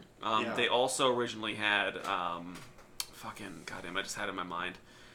They had Twin Peaks. They also had fucking... Oh, damn it. There was another they also had Star Trek. Star Trek is what, was the original house for was CBS for Star Trek. And then, and CBS still kind of owns the rights, I think, to every single one, though. But I think they just have always just sold it into syndication opposed to actually, producing on the channel. Yeah, I think that they own... I think it's some kind of series thing, like network show, TV show thing has to be. But I think CBS owns the rights to Star Trek. I mean, that's basically what it comes down to. Because every single Star Trek medium has come out though. Because even they talk about that fan film that they tried to make though, and that CBS fucking just killed them, literally. Yeah. But CBS is has had those historic shows that have done well and stuff like that though. NBC, maybe not the best track record, and then like maybe more in like the modern era than like. It's because Lucifer is on ABC. No, I'm pretty sure Lucifer's on NBC. No, wait. I think it's on Fox. No, it's not on Fox. It's on Hulu, so I'm pretty sure it's NBC. I'm pretty sure it's NBC, and it's interesting to see. Let me just fucking look it up. I got the goddamn Library of Alexandria here. Yeah, no, it's interesting to see what's on Fox these days. Like Fox seems to be like kind of like that one channel that has like these weird conglomerations of shows that like just. I remember back like watching like 24 when it first came on though, and like watching. It's on Fox. Ah, fuck, I was wrong. God damn it. But just watching like 24 for the first time, and it blew you away. Oh, also on Fox. I saw here like Preacher quitting that show. You're quitting that show? Quitting I haven't seen anything. Why? I finished. The first season was second season was meh, and then I didn't even finish the second season. I just kind of gave up. It was like because it's just not stellar. Everyone wanted to be a lot better than it is though, and like the characters in it were interesting, but the writing's a shit. I remember I picked up the Preacher comic on Free Comic. I'm sure the comic's great though, but that was like one of the only things I remember from Free Comic Book Day was Preacher. Well, like I remember like the character of Cassidy is probably like the coolest thing out of the vampire, but other than that though, I mean like the second season they really just mismanaged it. It's all in New Orleans, which is like cool, but at the same time like It's a very what the fuck am I looking at here? There's a Rush Hour TV show? Are you looking for real right now? It's like Damon Wayans and some other dude. That they need to get rid of that shit. Right? It won't last. It'll last like 3 seasons to get canceled. Almost Human. I'm looking at it. I see Carl Urban in there, and I'm like, it probably was good. One thing that I do want to see that was from this last year, though. I mean, I want to see Handmaid's Tale because I hear that. Yes, is it good? It's good. It's not something that I like. Am going to be able to watch a bunch of episodes in a row, but it's good. When I say that, I think Black Mirror is good. I can't watch more than one episode of it, and Handmaid's Tale is kind of like that. I'll go on the record here saying, for as far as Black Mirror goes, that like I legit after San Junipero I stopped. Which episode was San That's the one. Oh, the VR one where it's like a virtual reality. Yeah, and I literally that thing gave me so much existential anxiety that like I basically had to stop. I had to evaluate my life after that one. The only other episode I've seen after that one is the Star Trek episode. Yeah, that one was cool. I was so surprised that there was a good the San what is it? I want to say San Bernardino, but that's a real place. Oh, San Junipero. San Junipero and like the Star Trek one had good endings. No, San Junipero though has a horrifying ending to me. I find San Junipero being like, you know, like one where it's like, because it is whether or not you actually believe they actually survive in the end, though they're just making a copy of these people. So in all intents and purposes, these people are dead. No. That's not what's going on. Well, that's what they want to seem like it's not. That's the thing that you got out of that. No, the thing is though is the fact that it's just like living your life in a computer simulation. Just that seems just so reliving like your heyday, and like and knowing that like your life, your rights as a person don't exist anymore. Though you are only existent in a computer program for the rest of your existence is terrifying. It's like it's terrifying because like the one thing about life that has always been inspiring to me though is that the fact that it's always moving forward. And even though that it's leading forward to our deaths, what scares the fuck out of me. As long as it's moving forward, though, it means that there's opportunity, and that means there's things always happening. And that's why some people always say about, though, that they get really scared about, like, Alzheimer's and stuff like that, though, and forgetting and stuff like that, though. Granted, I do believe that's a very scary thing to go through, though, and I'm not trying to diminish that at all, though. But the one thing that's beautiful about the human mind, though, is that our ability to experiencing new things, though, and our ability to forget the old ones, though, so we can go back and revisit them. And I think that, like, when... But I think if you're just revisiting just the past with no destination towards the future, I mean that's a whole different thing because in that world there's multiple worlds. Yeah. So it's like not just what they're going to be doing. It's true, but it's at the same time though. The character, the girl, the kind of nerdy girl, it's not even revisiting to her. She's never experienced it because she's trapped in her own body. And I feel like it's not copies because it's like if you just like died and you weren't like uploaded and you're just linked, your character would just like. I don't know. I feel like it was like the Matrix, except for the Matrix could like you could actually just transfer over to the Matrix. Yeah, I think for me though, it's like I do appreciate like kind of like the optimism behind San Junipero though, but just the idea of like. Just like this. Just... Well, I mean, it's in that world, I kind of interpret it as a new thing too. So it's like, what kind of development's going to happen? Like there's going to be development. Exactly, there. and like what kind of existence? Honestly, I think that, but it doesn't surprise me that the Star Trek one doesn't bother me as much because I think that one is more of an optimistic ending though, because the world exists though, and these are creatures who are born into this world, and they have knowledge of the previous world in there, but. Their world is almost improved to be almost like kind of like to experiencing like this kind of like trek through space and like these adventures, and that's kind of like almost like moving forward in a sense though. But I think with San Junipero though, it kind of just represented to me this idea of kind of like focusing on your past and like really reliving your past for the rest of your existence though, which to me just kind of like makes me feel sad. And that's the one thing I kind of like. I mean, because I think that's like. With the possibilities of the future always makes me feel more optimistic about shit though. Yeah. So I'm just saying in general though, I don't know if it always seems to be just me though, but San Junipero freaked me the fuck out, and so I had to quit for a while. So there's been a lot of. I don't know. I was like, thank God. Like honestly, after enough of those like.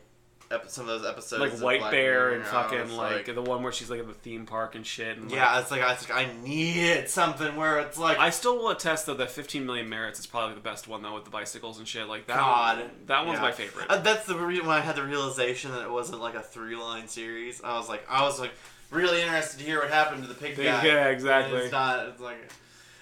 So I think that kind of wraps it up. Yeah, I'm pretty much we probably could keep going honestly, but we're really about hitting our time limit here. Yeah, we're getting close to. Keep in mind, I have to edit the intro down and something like that, so we probably are right in the sweet spot. Yeah, for sure. Yeah. So we'll see you guys on the next time. Well, except for Alex, he might not be here. I might pop in sometimes. You don't know. Yeah. So if fans get like out me of here. Oh, no one can see that pop up window. But if fans like me, I'll come back around. I know you didn't use quotes, but I didn't use fans. I just said fans. I'm like being sincere. All right, see you guys later. Adios.